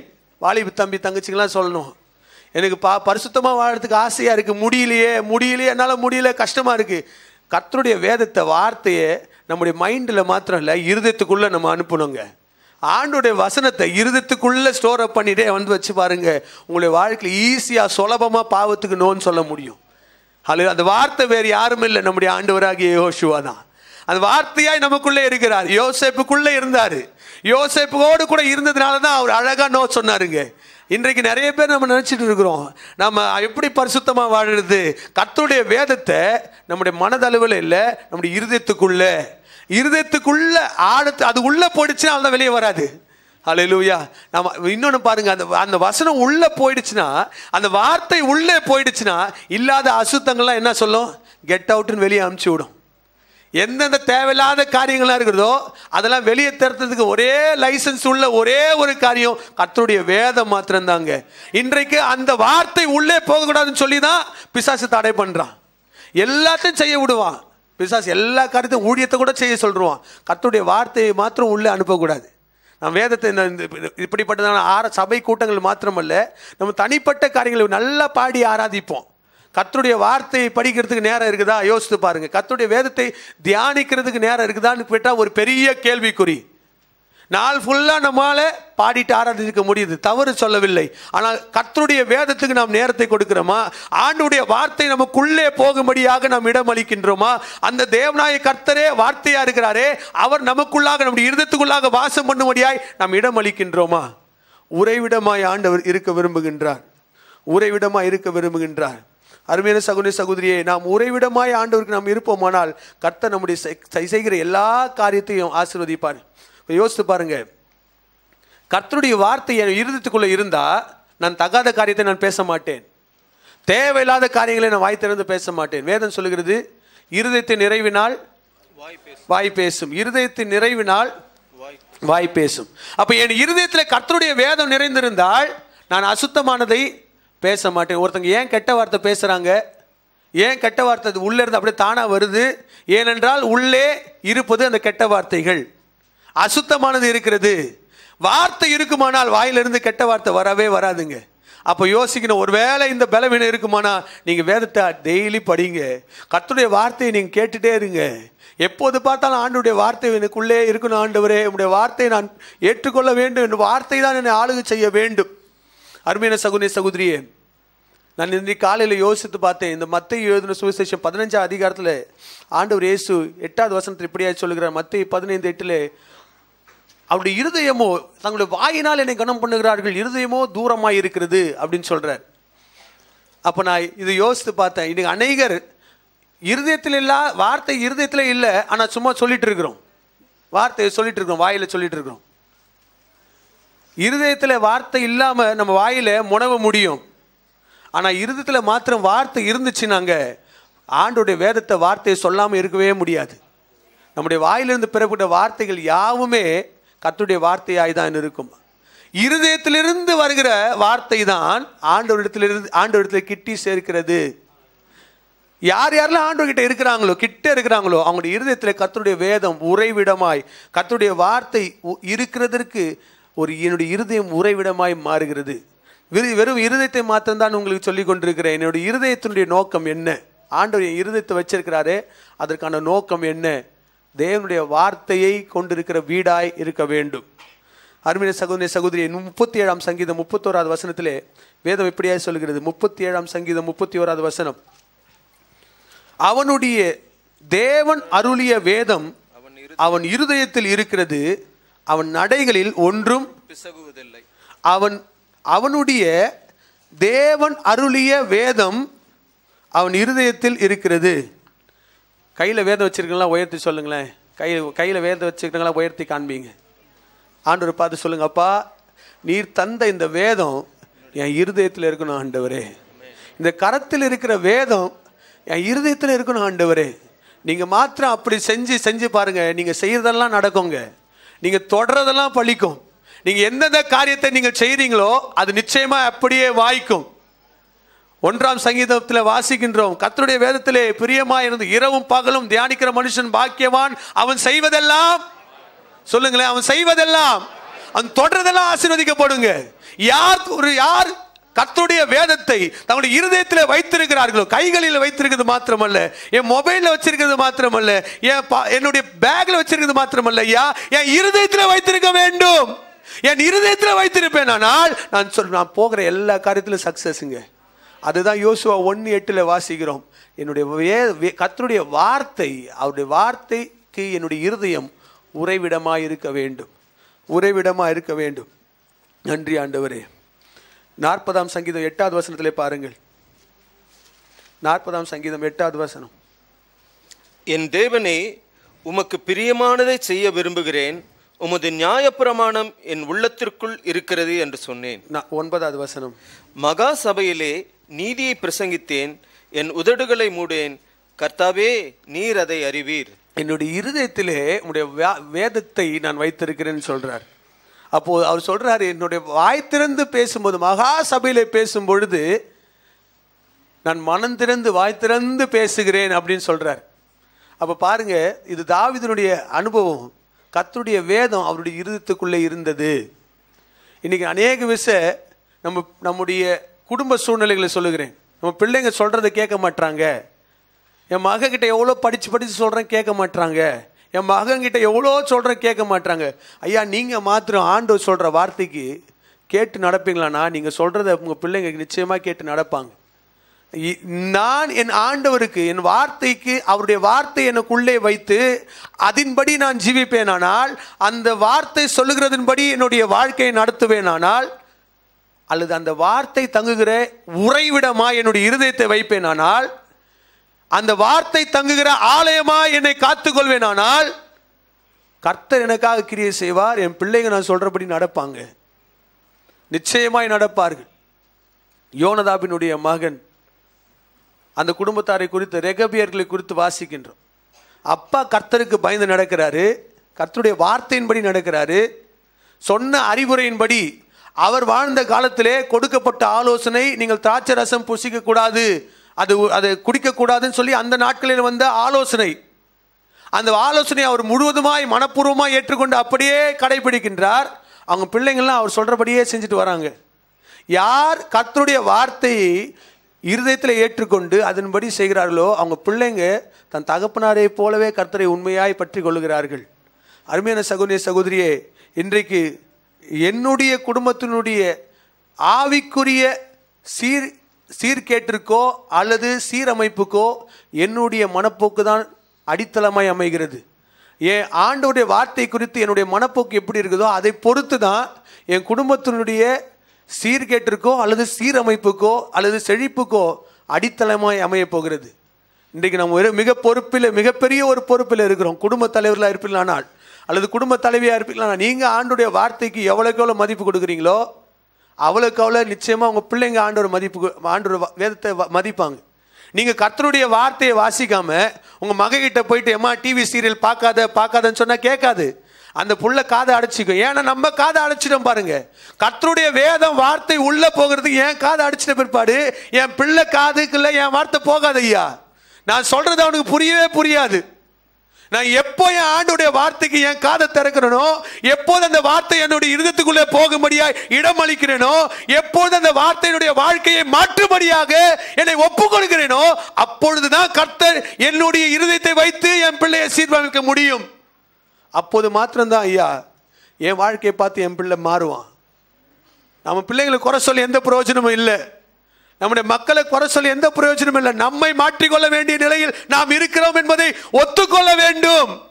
ஒத்துக்கொள்றது மாத்திரம் இல்லை, ஆண்டவரே இன்றைக்கு என்னை மாற்றிக்கொள்ளுகிறேன், என்னுடைய இருதயத்தை உம்முடைய உறைவிடமாய் மாற்றுகிறேன், கர்த்தருடைய ஆலயமாய் நான் மாற்றுகிறேன்.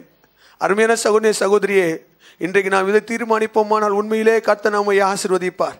இதற்கு மாத்திரம் இடம் அளிப்போமானால் கர்த்தர் நம்மை ஆசீர்வதிப்பார். அப்படி கர்த்தருடைய வேதத்தை தங்களுடைய இருதயத்தில் ஏற்றுக்கொண்டு கர்த்தருடைய வார்த்தைக்கு உறைவிடமாய் நாம் நம்முடைய இருதயத்தை மாற்றிக்கொள்வோமானால் கர்த்தர் நமக்கு வாக்களிக்கிறார். ஏசாயா 51:7 நாம் எடுத்து வாசிப்போம். ஏசாயா 51வது அதிகாரம் 7வது வசனத்தை நமக்கு ஆண்டவர் வாக்குத்தத்தமாய் தருகின்றார்.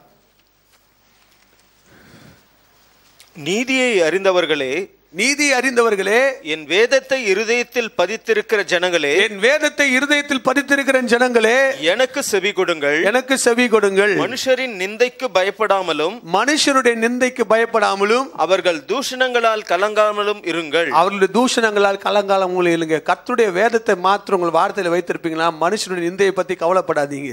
அவங்க என்ன தூஷணமா பேசுறாங்கன்னு சொல்லி கலங்காதீங்க. கர்த்தருடைய வார்த்தை உங்களுக்குள்ளே இருக்கிறபடினாலே, வேதத்தை உங்களுடைய இருதயத்திலே ஆட்கொள்ளும்படியா இடமளித்திருக்கிறபடினாலே, மனுஷர் என்ன சொல்லுவாங்க அவங்க என்ன சொல்லுவாங்கன்ற நம்ம பெருசே இல்லைங்க. கர்த்தர் நம்மை குறித்து என்ன சொல்லுகிறார், அவர் தருகிற சாட்சி தான் மிக மிக பெரிய சாட்சியா இருக்கிறது. ஆகினாலே ஆண்டவருடைய வார்த்தைக்காக தான் நின்று கொண்டிருக்கிறேன். என்னென்னமோ பகைக்கிறார்கள், பழி சொல்லுகிறார்கள், பொய் பேசுகிறார்கள், அநேக வதந்திகளை பரப்பி கொண்டிருக்கிறார்கள். நீங்க கவலைப்படாதீங்க, அவங்க சொல்ற வதந்திலாம் அப்படியே காத்தோடு போய்விடும். கர்த்தர் சொல்லுகிற வார்த்தை, அவர் சொல்லுகிற சாட்சி தான் என்றென்றைக்கும் நித்தியமாய் நிலைக்க போகிறது, நிற்க போகிறது. ஹல்லேலூயா. ஆனால் ஒரே ஒரு தகுதி, நான் செய்ய வேண்டிய ஒரே காரியம், என் இருதயம் ஆண்டவருடைய ஆலயமாய் மாற வேண்டும், உறைவிடமாய் மாற வேண்டும், உறைவிடமாய் மாற வேண்டும். 2வது குறிப்புக்கு நேராய் செல்லுவோம். உரிமையாளர். இந்த வசனத்திலே பாருங்கள், எங்கள் தேவனாகிய கர்த்தரின், இந்த கர்த்தரின் என்ற வார்த்தை, கர்த்தர் என்ற வார்த்தை கிரேக்க பதத்திலே கூரியோஸ் என்று பயன்படுத்தப்பட்டிருக்கிறது. நம்ம எல்லாம் வாய்த்தன்னு சொல்லுங்களேன், கூரியோஸ். பக்கத்தில் கூட பார்த்து சொல்லுங்க, கூரியோஸ், கூரியோஸ். சரி, இந்த கூரியோஸ் என்றால் 2 அர்த்தங்கள், அநேக அர்த்தங்கள் இருக்கிறது. ஆனால் என்னை தொட்ட அர்த்தங்கள் 2 அர்த்தங்கள். ஒன்று, அவர்தான் என்னுடைய உரிமையாளர். 2வது, அவர்தான் எனக்காக தீர்மானிக்கிறவர். அவர்தான் என்னுடைய உரிமையாளர், என் காரியங்களை தீர்மானிக்கிறவர். நம்ம புரிந்து கொள்கிற மாதிரி சொல்லணும்னா, நம்முடைய ஓனர் அவர் தான், நம்முடைய டிசைடிங் அத்தாரிட்டி அவர் தான், அவர்தான் உரிமையாளர். இப்போது இந்த ஆலயத்தினுடைய உரிமையாளர் யார் என்றால் கூரியோஸ். அவர்தான் என்னுடைய உரிமையாளரும் என்னுடைய டிசைடிங் அத்தாரிட்டியும். கொஞ்சம் யோசித்து பாருங்க, இந்த சரீரத்தினுடைய உரிமையாளர் யார் என்றால் ஆண்டவராகிய தேவன் தான். என்கிட்ட ஒரு 4000 ரூபாய்க்கு ஒரு மொபைல் ஒன்று இருக்கு. அந்த மொபைலில் சாம்சங் 20,000 ரூபா மொபைலில் இருக்கிற எல்லா ஃபங்க்ஷன்ஸும் ஏன் 4000 ரூபா மொபைலில் இருக்கு. ஆனால் அந்த சாம்சங்கோட மொபைலோட ரேட் எவ்வளோன்னா 20,000 ரூபாய். நான் வச்சிருக்கிற மொபைல் வந்து 4,000 ரூபாய். ஃபங்க்ஷன்ஸ் என்னவோ சேம் தான், ஆனால் பிராண்டு அந்த அந்த உற்பத்தியாளருடைய முத்திரை நிமித்தமாக நான் வச்சிருக்கிற ஃபோனோடைய ரேட்டு 4,000 ரூபாய், அந்த ஃபோனுடைய ரேட்டு சொல்லுங்களேன். நான் ஒன்று இதை நீங்கள் புரிந்து கொள்வீர்களானால் உண்மையிலே ஆசீர்வதிக்கப்படுவீர்கள். உங்களுடைய உற்பத்தியாளருடைய மதிப்பை பொறுத்து தான் உங்களுடைய மதிப்பே இருக்கிறது. யார் உங்களுடைய உற்பத்தியாளரோ, யார் உங்களுடைய சொந்தக்காரரோ, அந்த சொந்தக்காரரை பொறுத்து தான் உங்களுடைய மதிப்பு இருக்கிறது. இப்போ நான் உங்ககிட்ட கேட்குறேன், ஒரு சாம்சங் மொபைல் வாங்கணும்னு ஆசைப்படுவீங்களா, இல்லை இந்த 4,000 ரூபாய் மொபைல் வாங்கணும்னு ஆசைப்படுவீங்களா? காசு இருந்தா 50,000 ரூபா இருந்தால் நீங்கள் என்ன வாங்கணும்னு ஆசைப்படுவீங்க சொல்லுங்கள்? இருக்குதுல்ல, இது நல்ல உயர்தரமானது, இது என்றைக்குமே இது கெட்டு போச்சுன்னா கூட போனால் ஒரு 100 ரூபா 200 ரூபாய்க்கு தான் போகும். இது போனால் கூட நம்ம அட்லீஸ்ட் ஒரு 5,000 ரூபா 6,000 ரூபாய்க்காவது விற்றுடலாம். இப்படிலாம் பல காரியங்களை யோசிக்கின்றோம். ஏன்? அந்த பிராண்ட் நேம் அவ்வளோ அவசியம். நம்ம எல்லார் மேலே ஆண்டவர் ஒரு பிராண்ட் போட்டிருக்காங்க. கர்த்தர் நம்ம மீது ஒரு பிராண்டு போட்டிருக்க, ஒரு முத்திரை போட்டிருக்கிறார். என்ன முத்திரை? என் நாமம் தரிக்கப்பட்ட என் ஜனங்கள். அப்போ என்னுடைய சொந்தக்காரர் யாரு? ஆண்டவர். அப்போ ஆண்டவருடைய மதிப்பு எவ்வளவோ அதை பொறுத்து என்னுடைய மதிப்பு இருக்கிறது.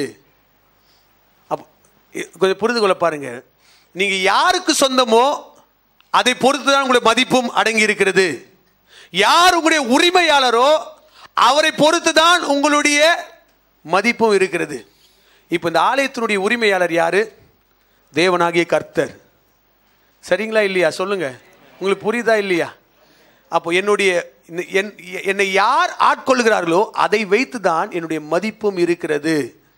இன்னைக்கு நம்ம யார் ஆண்டு கொண்டிருக்கிறாங்க? இன்னைக்கு ஏன் ஜனங்க நம்மளை வந்து ரொம்ப மட்டமாக கீழ்த்தரமாக நடத்துகிறாங்க? ஏனென்றால் நாம் ஆண்டவர் நம்மை ஆட்கொள்ளும்படியாக, அவர் நம்முடைய உரிமையாளராக இருக்கும்படியாக அனுமதிக்கிறது கிடையாது. நாம் ஆண்டவர் நம்மை ஆட்கொள்ளும்படியாக அவர் தான் என்னுடைய உரிமையாளர். யோசித்து பாருங்க, அவர் தான் என்னுடைய இந்த வீட்டோட ஓனர். கொஞ்சம் யோசித்து பாருங்க, வாடகை வீட்டில் நம்ம அநேகர் இருக்கிறோம். கர்த்தருக்கு ஸ்தோத்திரம். நானும் வாடகை வீட்டில் இருந்தேன். ஒரு ஆணி கூட அடிக்க முடியாது யாரை கேட்காம, சொல்லுங்க. ஆனால் எத்தனை தடவை ஆண்டவர் கேட்காம நம்ம என்னென்ன செய்கிறோம் யோசித்து பாருங்க. அப்போ அந்த நேரத்துலலாம் ஆண்டவர் நம்ம என்ன பண்ணிடுறோம்?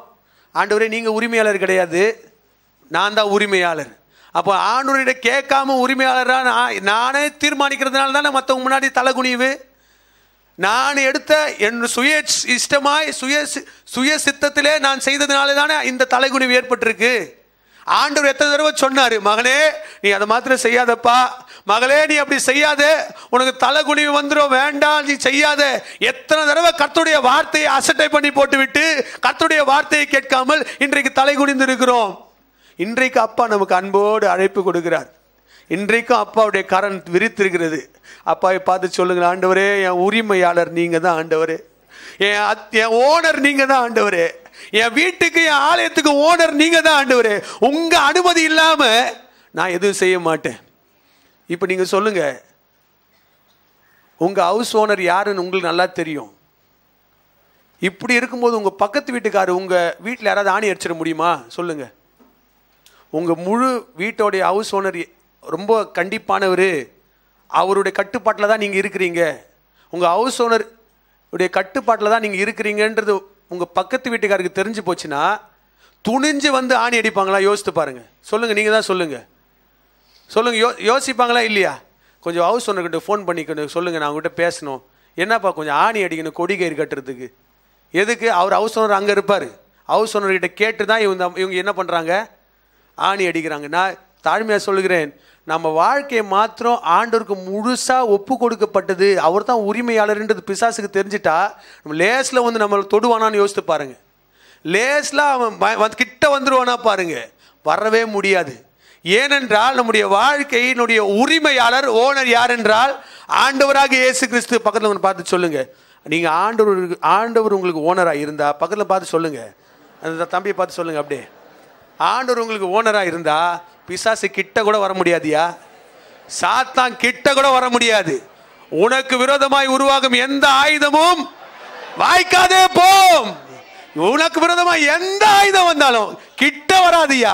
ஏனென்றால் என்னுடைய உரிமையாளர் என் ஆண்டவராக இயேசு கிறிஸ்து, அவர் என்னுடைய உரிமையாளராக இருக்கிறபடினாலே நான் எதற்கும் பயப்பட வேண்டிய அவசியம் இல்லை, எதற்கும் பயப்பட வேண்டிய அவசியம் இல்லை. அருமையான சகோதரனே சகோதரியே, இன்றைக்கு நாம் ஒன்றை புரிந்து கொள்ள வேண்டும். ஹல்லேலூயா. நீங்க யாருக்கு உரிமையாளராக, யார் உங்களுக்கு உரிமையாளராக இருக்கிறாரோ அதை பொறுத்து தான் உங்களுடைய மதிப்பும் இருக்கின்றது. 1 கொரிந்தியர் 6ஆம் அதிகாரம் 20வது வசனத்திலே நாம் வாசிப்போம். 1 கொரிந்தியர் 6:20. கிரயத்திற்கு கொல்லப்பட்டீர்களே, ஆகையால் தேவனுக்கு உடையவைகளாகிய உங்கள் சரீரத்தினாலும் உங்கள் ஆவியினாலும் தேவனை மகிமைப்படுத்துங்கள். இந்த வசனத்தை நம்ம ஏற்கனவே வாசித்தோம். கிரயத்துக்கு கொல்லப்பட்டீர்களே, ஆகியால் தேவனுக்கு உடையவர்களாகிய உங்கள் சரீரத்தினாலும் உங்கள் ஆவியினாலும் தேவனை மகிமைப்படுத்துங்கள். இப்போ இந்த சரீரம் யாருக்கு சொந்தம்? நம்ம ஏற்கனவே பார்த்தோம், ஆண்டவருக்கு சொந்தம்.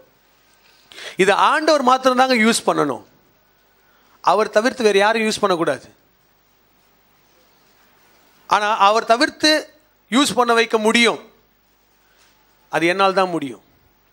ஆண்டவர் யூஸ் பண்ணும்படியாய் பயன்படுத்தும்படியாய் நான் அனுமதி கொடுக்காவிட்டால் நான் வேற ஒரு காரியத்துக்காக இந்த சரீரத்தை பயன்படுத்துகிறேன். இந்த சரீரத்தை நான் ஒரு நாளும் மிஸ்யூஸ் பண்ணக்கூடாது. இந்த சரீரத்தை ஒரு நாள் தகாத விதமாய் நான் பயன்படுத்தக்கூடாது. ஏனென்றால் இந்த சரீரத்தினுடைய உரிமையாளர் சொந்தக்காரர் ஆண்டவர். ஏனென்றால் வேதம் சொல்கிறது, நான் கிரயத்திற்கு கொல்லப்பட்டிருக்கிறேன்.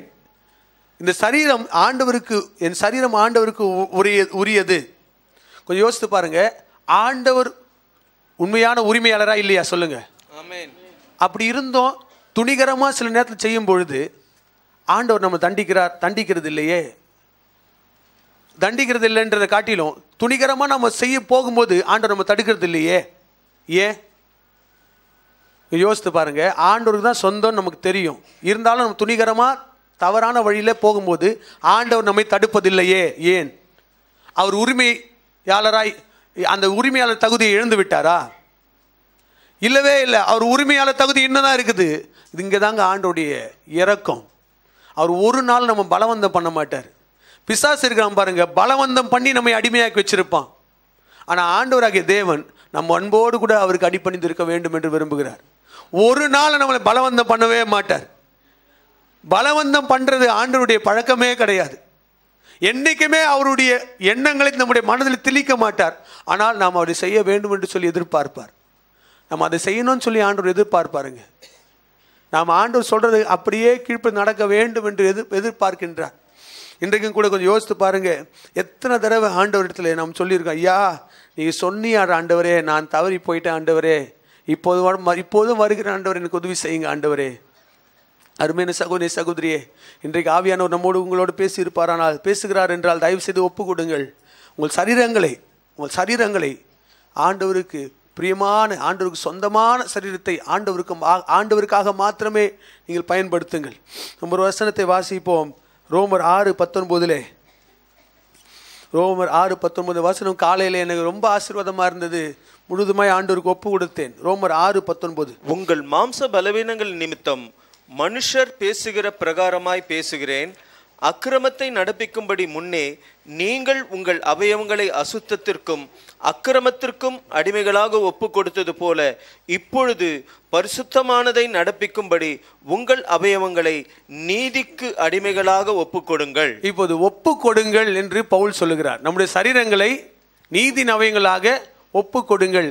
ஒப்பு கொடுங்கள்னா என்ன அர்த்தம்? நீங்க தான் சொல்லுங்களேன். ஒப்பு கொடுங்கள் என்றால் என்ன அர்த்தம்? சரணடைவது. சரி, வேற என்ன அர்த்தம்? நீங்களே சொல்லுங்களேன். ஒப்பு கொடுத்தல் என்றால் என்ன அர்த்தம்? அந்த வசனத்தை நாம் பார்ப்போம். அதே 19வது ரோமர் 6:16 பார்ப்போம். ரோமர் 6:16. ஒப்பு கொடுத்தல் என்றால் என்ன அர்த்தம் என்று. மரணத்திற்கு ஏதுவான பாவங்களானாலும் நீதிக்கு ஏதுவான கீழ்ப்படிதல்களானாலும் எதற்கு கீழ்ப்படியும்படி உங்களை அடிமைகளாக ஒப்பு கொடுக்கிறீர்களோ அதற்கே கீழ்ப்படுகிற அடிமைகளாயிருக்கிறீர்கள் என்று அறியீர்களா? அப்போது இந்த வசனத்துல நிறைய வார்த்தைகள் இருக்கு. நான் சுருக்கமாக சொல்றேன். ஒப்பு கொடுக்கல் என்றால் என்ன அர்த்தம்னா ஆண்டவருக்கு கீழ்ப்படுகிறது. கீழ்ப்படியது. ஒப்பு கொடுத்தல் என்றால் என்ன அர்த்தம்? நீங்க எழுதி கொள்ளுங்க. ஒப்பு கொடுத்தல் இஸ் ஈக்குவல் டு கீழ்ப்படிதல். ஒப்பு கொடுக்குற ஒப்புவித்தேன் நம்ம பாடுறேனே ஐயா, நான் என்ன அர்த்தப்படுத்துறேன்னா, ஆண்டவரே நீ சொல்றதை நான் செய்யறேன் ஆண்டவரே, நான் கீழ்ப்படுகிறேன் ஆண்டவரே. யோசித்து பாருங்க, இந்த வசனத்துல அவர் சொல்றாரு, பவுல் சொல்றாரு, உங்களுடைய ரோமர் 6:19 வாசித்த வசனத்துல உங்களுடைய அவயவங்களை நீதிக்கு அடிமைகளாக ஒப்பு கொடுங்கள். அடிமைகளாக யோசித்து பாருங்க. நீ அடிமை என்று சொன்னாலுமே என்ன ஒரு அடிமைத்தனம், ஒரு வேலைக்காரத்துவம் போல இருக்கிறதே அப்படின்னு நம்ம நினைப்போம். ஆனால் இந்த வசனத்தை இப்போ காலையில் படித்து உண்மையே ஒப்பு கொடுத்தேன். ஆண்டவரே நான் அடிமையாய் மனமுவந்து தரேன் ஆண்டவரே, நான் முழுவதுமாக அடிமையாக்குகிறேன் ஆண்டவரே. யோசித்து பாருங்க, நம்ம ஆண்டவருக்கு முழுவதுமாய் அடிமையாய் ஒப்பு கொடுத்தது நிமித்தமாக எப்பொழுதாவது நம்ம தலையை ஆண்டவர் குனி வைத்திருக்கிறாரா? பிசாசுக்கு பாவத்துக்கு அடிமையான இந்த நேரத்தில் நம்ம பட்ட அவமானங்கள் அதிகம், பட்ட சோதனைகள் பயங்கரமான சோதனைகள். ஆனால் ஆண்டவருக்கு அடிமையாயிட்ட பிற்பாடு என்றைக்காவது ஒரு நாள் நம்ம தலையை குனி வச்சிருக்கிறாரா? யோசித்து பாருங்க. ஒரு இடத்துல கூட நம்ம தலையை குனி வைக்கவே இல்லைங்க. ஆண்டவருக்கு அடிமைகளாக இருந்ததுனால நான் அடிமட்டத்தில் போயிடல, ஆண்டவருக்கு அடிமையாக இருக்கிறதுனால கர்த்தர் என்னை தலையை உயர்த்தி தான் வைத்திருக்கிறார். கர்த்தர் தலையை உயர்த்தி, அவர் அடிமை என்று சொல்லும்போது ஆண்டவர் என்ன சொல்றாரோ அதன்படி செய்கிறவன், அப்படிதானே அர்த்தம். அடிமை என்றால் என்ன? தான் எஜமா என்ன சொல்றாரோ அதன்படி செய்கிறவன். வேதத்திலே நம்ம யோவான் 2ஆம் அதிகாரத்தில் அந்த கானா ஒரு கல்யாணத்தில் ஒரு சம்பவம் நடக்கிறது. ஆண்டவராக இயேசு கிறிஸ்துவினுடைய தாயார் தம்முடைய அந்த வேலைக்காரர்களை பார்த்து சொல்றார், அவர் என்ன சொல்றாரோ அதன்படி செய்யுங்கள். அப்போ ஒரு விதத்தில் பார்க்கும்போது அவங்க என்ன சொல்றாங்க, ஆண்டவர் இயேசு சாமி என்ன சொல்றாரோ அதன்படி, அவர் என்ன சொல்றாரோ அப்படியே செய்யுங்க அப்படின்னு சொல்லிட்டு போயிட்டாங்க. அவங்க அதன்படி செய்தாங்களா இல்லையா? ஆண்டவர் அப்படி என்ன செய்ய சொன்னார் சொல்லுங்க. இன்னைக்கு கூட நம்ம ஆண்டவர் நம்மகிட்ட பெருசாக நிறைய எதிர்பார்க்குறாரு, அதை எதிர்பார்க்குறாரு, நிறைய நம்ம இழக்க வேண்டியது இருக்குன்னு நம்ம நினைக்கிறோம். இல்லைங்க, அப்படி என்ன செய்ய சொன்னாரு? அவங்க செய்ய வேண்டிய வேலை தான் செய்ய சொன்னார். ஓனர்ஷிப் தாங்க மாறிச்சு. இது வரைக்கும் வேற ஒருத்தருக்கு அவங்களுக்கு ஓனராக இருந்தாங்க. இப்போ மரியாள் சொல்லுகிறார், இது முதற்கொண்டு நீங்க ஆண்டவர் இயேசு உங்களுக்கு ஓனராக மாறட்டும், அவரே உங்களுக்கு கூரியோஸாக மாறட்டும் அப்படின்னு சொல்லிட்டு போறாங்க. ஆண்டவர் அவர் ஒரு நாளும் ஒரு தகாத காரியத்தை செய்ய சொல்லலையேங்க. அவங்க நார்மலா சகஜமா செய்ய வேண்டிய வேலையை தான் செய்ய சொன்னாரு. ஓனர்ஷிப் மானதுனால அற்புதம் நடந்தது. இன்னைக்கு எத்தனை பேர் ஒப்புக்கொள்றீங்க, ஆண்டவரே என்னுடைய ஓனர் நீங்க தான் ஆண்டவரே, நான் சுத்தி இதே கருத்தை தான் மையமாய் வைத்துக் கொண்டிருக்கிறேன். நம்முடைய சரீரத்துக்கு சொந்தக்காரன் ஆண்டவராக இயேசு கிறிஸ்து தான். என்னுடைய கண்களுக்கு சொந்தக்காரன் ஆண்டவராக இயேசு கிறிஸ்து. என்னுடைய கால்களுக்கு, என்னுடைய இருதயத்துக்கு, என்னுடைய செவிகளுக்கு, என்னுடைய நாவுக்கு, என்னுடைய சிந்தைக்கு சொந்தக்காரன் ஆண்டவராக இயேசு கிறிஸ்து தான். ஒரு நாள் ஒரு இன்டர்நேஷ்னல் கான்ஃபரன்ஸுக்கு எங்களை அழைத்திருந்தார்கள். நான் என்னுடைய வேற ஒரு கல்லூரியில் வேலை செய்து கொண்டிருந்த அந்த கான்ஃபரன்ஸுக்கு போய் உட்காந்துட்டு இருந்தேன். அப்போது வேற ஒரு காலேஜில், ஒரு உயர்தரமான காலேஜிலேருந்து ஒரு வாத்தியார் வந்தார். அவர் மேடையிலிருந்து ரொம்ப சந்தோஷமாக இருந்தார், ரொம்ப சந்தோஷமாக பேசினார், தன்னுடைய கல்லூரியை குறித்து மேன்மையாக நினைத்தார். அவர் அதற்காக அவர் அதிகமாக பாராட்டினார்கள், அதிகமான கனத்தை கொடுத்தார்கள். கடைசியில் அவங்களுடைய குவாலிஃபிகேஷன் என்னன்னு கேட்டால் எல்லாருமே ஒரே குவாலிஃபிகேஷன் தான், எல்லாருக்குமே MA MPhil தான், வந்த எல்லாருக்குமே ஒரே குவாலிஃபிகேஷன் தான். ஏன் அவங்களுக்கு மாத்திரம் ஒரு உயர்ந்த பதவி? ஏன்னா அவங்களுடைய ஓனர் வேற, அவங்களுடைய நிர்வாகம் வேற, அந்த நிர்வாகத்தினுடைய அந்த கல்லூரியினுடைய தரம் உயர்ந்தது, ஆகினாலே அவங்களுக்கு மதிப்பு உயர்வு. இன்னைக்கு நம்ம எந்த நிர்வாகத்தின் கீழே இருக்கிறோம் அதை பொறுத்து தாங்க நமக்கு மரியாதை மதிப்பு இருக்கிறது. யார் என்னை கண்ட்ரோல் பண்றாங்க, யாரோடைய ஐடென்டி கார்டோட நான் வரேனோ அதை வச்சுதான் எனக்கு மரியாதை மதிப்பு இருக்கிறது. இன்னைக்கு நம்ம ஆண்டவர் நம்ம தம் மீது அவருடைய முத்திரையை பதித்திருக்கிறார். ஐயா, நம்ம போற இடத்துல ஆண்டவரை நாம் பிரதிபலிக்கிறோமே, நம்ம இருக்கிற இடத்துல கர்த்தரை பிரதிபலிக்கிறோமே. நாம் செய்கிற, கொஞ்சம் யோசித்து பாருங்க, நான் செய்கிறது என்னை பாதிக்காமல் போகலாம், ஆனால் என் மீது இருக்கிற முத்திரையை பாதிக்கிறது. இங்கே யோசித்து பாருங்க, இந்த 4000 ரூபாய் ஃபோனு கெட்டு போச்சுன்னா அது பெரிய விஷயமே கிடையாது. ஏன்னா அது உருவாக்குனவர் அவ்வளோதான். அதுதான் அவ்வளோதான் லைஃப். இதே ஒரு சாம்சங் 20,000 ரூபா ஃபோன் ஒரு தவறு பண்ணிச்சுன்னா, என்ன இந்த பிராண்டு இந்த மாதிரி பண்ணிட்டானுங்களே, யாரை பாதிக்குது? பிராண்ட் நேமை தாங்க பாதிக்குது. அந்த மொபைல் ஃபோனுக்கு 1008 மொபைல் ஃபோன் இருக்குது. அநேக விஷயம் நம்ம தவறி இதை நம்ம யோசித்து பார்க்க வேண்டும். என் மேலே கொடுக்கப்பட்ட அந்த முத்திரை என்னாலே மகிமைப்படுகிறதா அல்லது என்னாலே தூஷிக்கப்படுகிறதா? இதை நம்ம ஆழமாக யோசித்து பார்க்க வேணும். ஆழமாக யோசித்து பார்க்க. என்னுடைய உரிமையாளருடைய சாட்சி என் கையில் தான் இருக்கிறது. என்னுடைய உரிமையாளர், என்னுடைய ஓனருடைய நற்மதிப்பு என் கையில் தான் இருக்கிறது. அதை நான் எப்படி காத்து கொள்ளுகிறேன், எவ்வளவாய் காத்து கொள்ளுகிறேன், எவ்வளோ அலட்சியமாக சில நேரத்தில் ஆண்டவருக்கு பிரியமில்லாத காரியத்தில் நம்ம செஞ்சிடறோம். அது ஆண்டவருக்கு பிரியமில்லாத காரியங்கள் எவ்வளோதான் ஆண்டவர் வேதத்திலிருந்து பிரசங்க பீடத்திலிருந்து கர்த்தர் பேசினாலும், பைபிள் படிக்காமல் டிவி கிட்ட போகக்கூடாதுன்னு எவ்வளோதான் சொன்னாலும் கேட்கறது இல்லையே. வேதத்தை வாசிக்காம தியானிக்காம மொபைலை நோண்டக்கூடாது, யூத் டீச்சர் எவ்வளோதான் சொன்னாலும் அவங்க சொல்கிறது இந்த காதில் வாங்கி அந்த காதில் விட்டுடுறோமே. யாருடைய நாமம் தூஷிக்கப்படுகிறது? யாருடைய நாமம் தூஷிக்கப்படுகிறது? வேதத்திலே ஒரு வசனத்திலே வாசிக்கின்றோம். ரோமர் 2:24, 2:23 வாசிப்போம். ரோமர் 2:23, 24. நியாயப்பிரமாணத்தை குறித்து மேன்மை பாராட்டுகிற நீ நியாயப்பிரமாணத்தை மீறி நடந்து தேவனை கனவீனம் பண்ணலாமா? எழுதியிருக்கிறபடி தேவனுடைய நாமம் புறஜாதிகளுக்குள்ளே உங்கள் மூலமாய் தூஷிக்கப்படுகிறதே. யாருடைய நாமம் தூஷிக்கப்படுது? நீங்க சொல்லுங்க. உங்களுடைய நாமம் தூஷிக்கப்படுதுன்னு சொல்லலங்க. யாருடைய? உரிமையாளருடைய நாமம் தூஷிக்கப்படுது ஐயா. கர்த்தருடைய நாமம் தூஷிக்கப்படுது ஐயா. இது யோசித்து பார்க்க வேண்டும். என் நாமம் தரிக்கப்பட்ட என் ஜனங்கள் சொன்னாரே, அந்த அவருடைய நாமம் என்னுடைய தேவையில்லாத தகாத காரியங்களினாலே என் உரிமையாளருடைய பெயர் ஆபத்திலே இருக்கிறது. அருமையான சகோதரி சகோதரி, இதை நான் புரிந்து கொள்ள வேண்டும். நான் செய்கிற ஒவ்வொரு காரியமும் என் உரிமையாளரை பாதிக்கிறது. நான் சொன்னதே திருப்பி சொல்லிக் கொண்டிருக்கிறேன், வேண்டுமென்றே சொல்லிக் கொண்டிருக்கிறேன், உணர்த்தப்படுகிறபடினாலே சொல்லிக் கொண்டிருக்கிறேன். அருமையான சகோதரி சகோதரி, நம்ம ஒரு தீர்மானம் எடுக்க வேணும். ஆண்டவரே, என்னால் உங்க நாமம் தூஷிக்கப்படக்கூடவே கூடாது. எத்தனை பேர் சொல்ல முடியும்? மனசு திறந்து சொல்லுங்களேன், கரங்களை உயர்த்தி சொல்லுங்க, 2 கரத்தை உயர்த்தி சொல்லுங்களேன். ஆண்டவரே, என்னால் உங்க நாமம் தூஷிக்கப்படக்கூடாது அப்பா, எனக்கு கிருபை தாங்க ஆண்டவரே, கடைசி வரைக்கும் உண்மை உத்தமமாய் நிற்கணும் அப்பா, எனக்கு உதவி செய்யுங்க ஆண்டவரே, நான் உம் நாமத்தை மகிமைப்படுத்த வேண்டும். என் உரிமையாளருடைய நற்பெயர் என் கையில தான் இருக்கு. உங்க உரிமையாளருடைய நற்பெயர் உங்க கையில தான் இருக்கு. கர்த்தர் நாம் மகிமைப்படுவதாக, கர்த்தர் நாம் மகிமைப்படுவதாக. கர்த்தர் உங்களுடைய கூரியோசாய் இருக்கிறாரா? உங்களுடைய உரிமையாளராக இருக்கிறாரா? கர்த்தர் உங்களுடைய உரிமையாளராக இருக்கிறாரா? அவருக்கு நாம் அந்த உரிமையை அளிக்காததுனாலே அவர் உரிமையற்றவராகி போகிறது கிடையாது. அவர் இன்னமும் அனைத்தையும் அடக்கி ஆளுகை செய்து கொண்டிருக்கிறார். அவர் சகல அதிகாரத்தையும் தம்முடைய கரத்தில் வைத்திருக்கிறார். இருந்தாலும் ஆண்டவராகிய தேவன் நம்மை தடுக்கிறதில்லை. எதற்காக என்றால், நம் மனமுவந்து அன்போடு கூட அவருக்கு அடிமையாக இருக்க வேண்டும். அவருக்கு அடிமையாக இருக்க வேண்டும், அடிமையாக இருக்க வேண்டும். ஆண்டவர் ஒரு நாளும் பலவந்தம் பண்ணுறதே கிடையாதுங்க. நம்முடைய ஆண்டவரை போல ஒரு மென்மையானவர், நம்ம ஆண்டவரை போல ஒரு நற்குணம், தயாள குணம், இரக்கமுடையவர் இந்த உலகத்தில் யாருமே, அவரை போல ஒரு ஜென்டில்மேன் இந்த உலகத்தில் யாருமே இல்லைப்பா, யாருமே இல்லைங்க. நம்ம ஆண்டவரை போல ஒருத்தரும் கிடையாது. எந்த அளவுக்கு நம்மை நாமே விட்டு கொடுக்க விரும்புகிறோமோ, எந்த அளவுக்கு நம்மை நாமே ஒப்பு கொடுக்குறோமோ, அந்த அளவுக்கு அவர் நம்மை பயன்படுத்த முடியும்.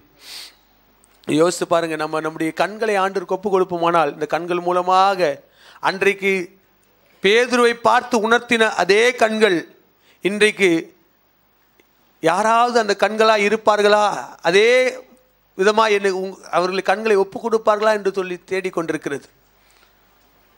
யோசித்து பாருங்க, வேதம் சொல்லுகிறது, கர்த்தர் யோசேப்போடு கூட இருந்தார். கர்த்தர் யோசேப்போடு கூட இருக்கிறதை அவன் எஜமானன் கண்டு. அப்ப யோசித்து பாருங்க, கர்த்தர் யோசேப்போடு கூட இருக்கிறாரு எப்படிங்க பார்த்திருப்பாரு? நீங்க சொல்லுங்க. ஆண்டவர் அப்படியே தத்ரூபமா வந்து நின்றுப்பாருன்னு நினைக்கிறீங்களா? கர்த்தருடைய குணங்களை கர்த்தர் தம்முடைய குணங்களை யோசேப்பினுடைய சரீரத்தின் மூலமாக வெளிப்படுத்தினார். தம்முடைய செயல்பாடுகளை யோசேப்பினுடைய கரத்தின் மூலமாக வெளிப்படுத்தினார். மறுவார்த்தையில் சொல்ல போனா, யோசேப்புடைய கரம் தான் கர்த்தருடைய கரமாய் மாறியது. யோசேப்பினுடைய பார்வை கர்த்தருடைய பார்வையாக மாறியது. அருமையான சகோதரி சகோதரி, கர்த்தர் நம்முடைய சரீரங்களை பயன்படுத்த விரும்புகிறார். நாம் ஒப்பு கொடுக்க ஆயத்தமா இருக்கிறோமா? ஒப்பு கொடுக்கன்னு சொல்லும் போது நாம் கீழ்ப்படிய ஆயத்தமா இருக்கிறோமா? ஒரு சூழ்நிலை வருது, கோவப்படுற மாதிரி ஒரு சூழ்நிலை வருது, ஆண்டவர் செக் பாயிண்ட் வைக்கிறாரு, மகனே வாயை திறக்காது, அமைதியா இரு. எத்தனை தடவை கீழ்ப்படிஞ்சிருக்கிறோம்? நாம் அமைதியா இருந்திருப்போமானால் கர்த்தருடைய மகிமை வெளிப்பட்டு இருக்குமே.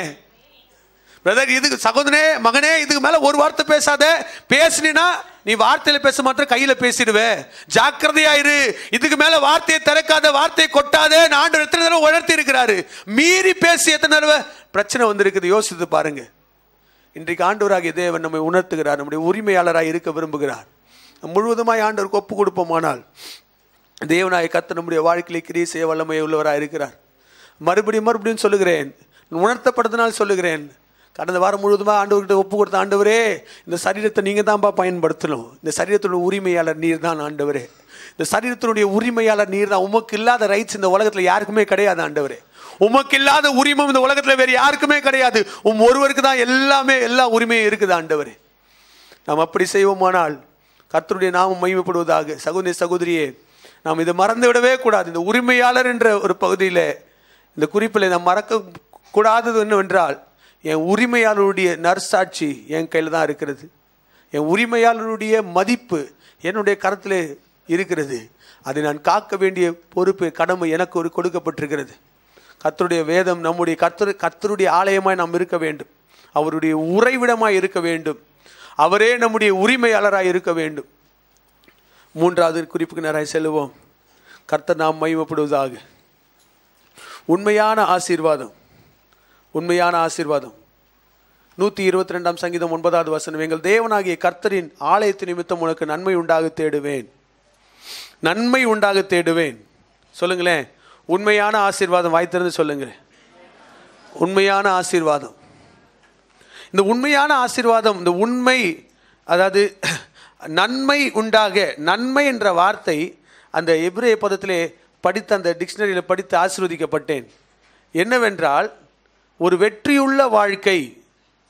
அந்த நன்மை என்ற வார்த்தையினுடைய அந்த விளக்கம் என்னவென்றால், வெற்றியுள்ள வாழ்க்கை. எழுதி கொள்ளுங்க, அந்த நன்மை அதை எழுதிட்டு உங்கள் நோட்ஸில் எழுதி கொள்ளுங்க, வெற்றியுள்ள வாழ்க்கை. இதுதான் அதனுடைய விளக்கமாக இருக்கிறது. விளக்கம் அது தெளிவுபடுத்த வேண்டும். வெற்றியுள்ள வாழ்க்கை. அந்த கர்த்தருடைய ஆலயத்தினால் வருகிற நன்மை என்னவென்றால், காசு இல்லை, பணம் இல்லை, ரூபா நோட்டுங்கள்லாம் இல்லை, வெற்றி உள்ள வாழ்க்கை. இன்னைக்கு நம்ம நிறைய தடவை நினைச்சிடறோம், ஆசீர்வாதம்னா பணம், காரு, பங்களான்னு நினைச்சிடறோம். இல்லை ஐயா, ஆசீர்வாதம், உண்மையான ஆசீர்வாதம் என்னவென்றால், அந்த வசனத்தின்படி பார்க்கும்போது வெற்றியுள்ள வாழ்க்கை. வாய்த்தன்னு சொல்லுங்களேன், வெற்றியுள்ள வாழ்க்கை. பணம் கூட இந்த காலத்தில் பேப்பராக மாறிடுது. சரியா இல்லைங்களா சொல்லுங்க? ஆனால் பரிசுத்தம் தாங்க நம்ம கடைசி வரைக்கும் நமக்கு பெரிய ஆசீர்வாதம். பரிசுத்தம் தான் மிகப்பெரிய ஆசீர்வாதம், ஒரு வெற்றியுள்ள வாழ்க்கை. ஆண்டவராகிய தேவன் இந்த யாரை உறைவிடமாய் கொண்டு உரிமையாளராக இருக்கிறார்களோ அவர்களுக்கு உண்மையான ஆசீர்வாதத்தை தருகிறார். அவருடைய அனுபவம் எப்படி இருக்கும் என்றால், அந்த ஆலயத்தினுடைய அனுபவம் எப்படி இருக்கும் என்றால், வெற்றியுள்ள வாழ்க்கை. தோல்வியுள்ள வாழ்க்கை அல்ல, வெற்றியுள்ள வாழ்க்கை. எத்தனை பேருக்கு இது வேணும்? எல்லாருக்குமே வேணுங்க. நம்ம எல்லாருக்கும். அப்போ மற்றவங்களாம் வெற்றியுள்ள வாழ்க்கை வாழ்ந்துட்டு இருக்கீங்க, கர்த்தருக்கு ஸ்தோத்திரம். உங்களுக்காக ஆண்டவருக்கு மகிமை உண்டாவதாக. யார் யாருக்கெல்லாம் ஆண்டவருக்கு வெற்றியுள்ள வாழ்க்கை வாழணும்னு ஆசைப்படுறீங்க? காலையில் 5 மணிக்கு ஆண்டவர் எழுப்பிவிட்டவனே உடனே எழுந்து ஆண்டவரே சொல்கிறவங்கள, வெற்றியுள்ள வாழ்க்கை வேணுன்றவங்கள கரங்களை உயர்த்தி, ஆண்டவரே எனக்கு வெற்றியுள்ள வாழ்க்கை. ஆண்டவர், மகனே கோபப்படாத, நீ கொஞ்சம் அமைதியாரு, பொறுமையாரு சொல்லினே இருக்கும் போது கோபப்பட்டுற, ஆண்டவரே எனக்கு வெற்றியுள்ள வாழ்க்கை வேணும். ஆண்டவர், எத்தனை பேர் கரங்களை உயர்த்துறீங்க? இன்றைக்கு ஆண்டவருக்கு ஒரு தீர்மானம் பண்ணுங்க, ஆண்டவரே என் உறைவிடம் நீர் தான், என் உரிமையாளர் நீர் தான். நாம் அப்படி ஒப்பு கொடுப்போமானால் கர்த்தர் நமக்கு ஒரு வெற்றியுள்ள வாழ்க்கையை தர விரும்புகின்றார். நம்ம யோசேப்பினுடைய வாழ்க்கையை பாருங்க, ஒரு வெற்றியுள்ள வாழ்க்கை. யோசித்து பாருங்க, சிறைச்சாலையில் தான் இருக்கிறாரு, ஆனா வெற்றியுள்ள வாழ்க்கை. தானியேலை யோசித்து பாருங்க, ஒரு சிறை கைதியாய் போகிறார், வெற்றியுள்ள வாழ்க்கை. தேவனாய கர்த்தர் நம்மை ஜெயங்கொள்ளுகளாய் மேற்கொள்ளுகளாய் இருக்க வேண்டும் என்று அழைக்கின்றார். இதுதான் நம்முடைய அழைப்பா இருக்கிறது. நம்முடைய அழைப்பு என்னவென்றால் ஜெயங்கொள்ளுகிற வாழ்க்கை. நாம் வெளிப்படுத்தும் விசேஷத்தில் 7 திருச்சபைகளை குறித்து ஆண்டவர் சொல்லுகிற பொதுவான காரியங்கள் பல இருக்கிறது. உன் கிரியைகளை என்று சொல்லுகிறார். உன் கிரியைகளை எல்லாம் சொல்லிட்டு வராரு. அதே நேரத்தில் இன்னொரு ஒரு வார்த்தையும் சொல்லுகிறார். பொதுவாக 7 திருச்சபைகளுக்கு சொல்லும்போது ஜெயங்கொள்ளுகிறவன் எவனோ, ஜெயங்கொள்ளுகிறவன் எவனோ, ஜெயங்கொள்ளுகிறவன் எவனோ அவன் மாத்திரம்தான் என் ஆலயத்திலே இருக்க முடியும், பரலோகத்துக்கு வர முடியும். அப்போது பாருங்க, நம்ம ஒரு வெற்றியுள்ள வாழ்க்கை நம்மிடத்தில் எதிர்பார்க்கப்படுகிறது. ஜெயங்கொள்ளுகிற வாழ்க்கை எதிர்பார்க்கப்படுகிறது. இதை நாம் எப்போது அடைய முடியும் என்றால், கர்த்தருக்கு நம்முடைய சரீரத்தை உறைவிடமாய் ஒப்பு கொடுத்து அவரை நம்முடைய உரிமையாளராய் மாற்றும் பொழுது கர்த்தர் நமக்கு ஜெயமுள்ள வாழ்க்கையை தர வல்லமையுடையவராய் இருக்கிறார். நன்மை உண்டாக தேடுவேன் அப்படின்னு சொல்லும் பொழுது வெற்றி உள்ள வாழ்க்கையை தேவன் தர வல்லமையுடையவராக இருக்கிறார். அருமையான சகோதரி சகோதரியே, நாம் கொஞ்ச நேரம் நம்ம ஆண்டவருடைய சமூகத்திலே கொஞ்சம் ஜெபத்திலே நேரத்தை செலவழிப்போம். நேரம் கடந்து விட்டது. ஆண்டவருடைய சமூகத்தில் எத்தனை பேர் ஒப்பு கொடுக்க போறீங்க? ஆண்டவரே, என் கண்களை ஒப்பு கொடுக்கிறேன். ஆண்டவரே, உண்மையாகவே மனம் திறந்து சொல்லுகிறவர்கள், ஏதோ சொல்லணும்னு சொல்லி சொல்ல வேண்டாம், ஏதோ நம்ம பேசணும்னு சொல்லி நம்ம சொல்ல வேண்டாம். ஆண்டவருக்கு ஏதோ பாட்டு பாடணும், ஒப்பு கொடுக்கணும், கரங்களை உயர்த்தணும்னு வேண்டாங்க. இந்த கண்களுடைய உரிமையாளர் நீர்தான் ஆண்டவரே. இந்த கண்களுடைய உரிமையாளர் நீர்தான், ஓனர் நீங்க தான் ஆண்டவரே. அருமையான சகோதரி சகோதரியே, நாம் பார்க்கிற காரியங்கள் நம்மை பாதிக்கிறது, நாம் கேட்கிற காரியங்கள் நம்மை பாதிக்கிறது. அது நம்ம பெருசா பாதிக்கிறதே கிடையாது, அது நம்ம பெருசா நம்ம எடுக்கிறதே கிடையாது. நம்ம சரீரத்திலே நம்முடைய தேவனுடைய ஆலயம் அசுசிப்படுறதே, தீட்டுப்படுறதே, இதை குறித்து நம்ம அக்கறை கொள்றதே கிடையாது. நம்ம இன்றைக்கு எத்தனை பேர் ஆண்டவரை பார்த்து சொல்ல முடியும், ஆண்டவரே என்னை முழுவதுமாய் ஒப்பு கொடுக்கிறேன் ஆண்டவரே. ஒரு ஜெயமுள்ள வாழ்க்கை, ஜெயமுள்ள வாழ்க்கை, ஜெயமுள்ள வாழ்க்கை. நாம் வேதத்திலே ஒரு வசனத்தை நாம் கடைசியாக ஒரு வசனத்தை வாசிப்போம். எசேக்கியேல் 43ஆம் அதிகாரம் 12வது வசனம். எசேக்கியேல் 43:12. எசேக்கியேல் 43:12. ஆலயத்தினுடைய பிரமாணம் என்னவென்றால், மலையுச்சியின் மேல் சுற்றிலும் அதன் எல்லை எங்கும் மிகவும் பரிசுத்தமாயிருக்கும். இதுவே ஆலயத்தினுடைய பிரமாணம். 2 தடவை ஆலயம் வருது பாருங்க. ஆலயத்தினுடைய அனுபவம், இந்த அனுபவம் இது நிஜமாக வேண்டுமானால் ஆலயத்தினுடைய பிரமாணம் பரிசுத்தமாய் இருக்க வேண்டும். மலையுச்சியின் மேல் சுற்றிலும் அதன் எல்லை எங்கும், எல்லை எங்கும் ஃபுல் எல்லாமே முழுதுமாக அந்த முழு பட்டணமே, அந்த எருசலேம் பட்டணமே, அந்த எருசலேம் நகரமே, தேவனுடைய ஆலயம் இருக்கிற அந்த நகரமே, அந்த எல்லை முழுவதும் மலை உச்சியின் மேலும் எல்லா இடத்திலும் பரிசுத்தம். பரிசுத்தத்தை மாத்திரம் நாம் காத்து கொள்வோமானால் இன்றைக்கு எத்தனை பேர் சொல்ல முடியும், ஆண்டவரே என்னை அர்ப்பணிக்கிறேன், ஆண்டவரே என்னை அர்ப்பணிக்கிறேன்? எத்தனை பேர் கரங்களை உயர்த்தி சொல்ல முடியும், என்னை அர்ப்பணிக்கிறேன் ஆண்டவரே, என்னை முழுவதுமாய் அர்ப்பணிக்கிறேன் ஆண்டவரே, என் உறைவிடம் நீர்தான் ஆண்டவரே, என் உறைவிடம் நீர்தான் ஆண்டவரே. கர்த்தருடைய சமூக நம்மத்திலே இறங்கி வந்திருக்கிறார். சகோதரனே சகோதரியே, கர்த்தர் நம்முடைய உறைவிடமாய் இருக்க விரும்புகிறார், உரிமையாளராய் இருக்க விரும்புகிறார், நம்ம ஜெயமுள்ள வாழ்க்கைக்கு எதுவாய் நடத்த விரும்புகிறார். ஆலயத்தை கட்டுவது நம்முடைய பொறுப்பாய் இருக்கிறது. நம் ஆண்டுடைய ஆலயத்தை கட்டும்படியாய் அழைக்கப்பட்டிருக்கிறோம். ஹல்லேலூயா. நாம் கிறிஸ்துவனுடையவர்களா இருக்கிறோம். நம்முடைய சரீரம் கிறிஸ்துவனுக்குரியதா இருக்கிறது. சொல்லுங்கள், ஆண்டவரே என் சரீரம் உமக்குரியதுப்பா, என் சரீரத்தினுடைய ஒவ்வொரு அவயவமும் உமக்குரியது ஆண்டவரே. அருமையான சகோதர சகோதரியே, நம்முடைய வாழ்க்கை தாங்க நம்முடைய உரிமையாளருக்கு நல்ல பெயரை கொடுக்க போகிறதா அல்லது துர்சாட்சியை வருவிக்க போகிறதா? எழுதியிருக்கிற பிரகாரம் உங்கள் நிமித்தமாய் கர்த்தருடைய நாமம் புறஜாதிகளுக்குள்ளே தூஷிக்கப்படுகிறதே என்று சொல்ற வசனம் ஒரு நாள் நிஜமாகவே கூடாது. நம் மூலமாக கர்த்தருடைய நாமம் மகிமைப்பட வேண்டும் ஐயா. என் மூலமாக கர்த்தருடைய நாமம் மகிமைப்பட வேண்டும். ஹல்லேலூயா. என் இருதயத்திலே கர்த்தருடைய வேதம் இருக்க வேணும். அர்ப்பணிப்பீங்களே, ஒரு கரங்களை உயர்த்தி சொல்லுங்களேன். உண்மையா ஆண்டவர் பேசுவார். ஆனால் முழுவதுமா ஒப்பு கொடுங்கப்பா. என் இருதயத்திலே நீர் உறைவிடமா இறங்கி வாரும் ஆண்டவரே. அர்ப்பணித்தேன், நான் அர்ப்பணித்தேன், அர்ப்பணித்தேன், என்னை அர்ப்பணி. அனைவரும் எழும்பி நின்று என் ஆவியா தீபாரா சந்தராலே அர்ப்பணித்தேரே என் ஆவி ஆத்ம சரீரம் ஆமென்.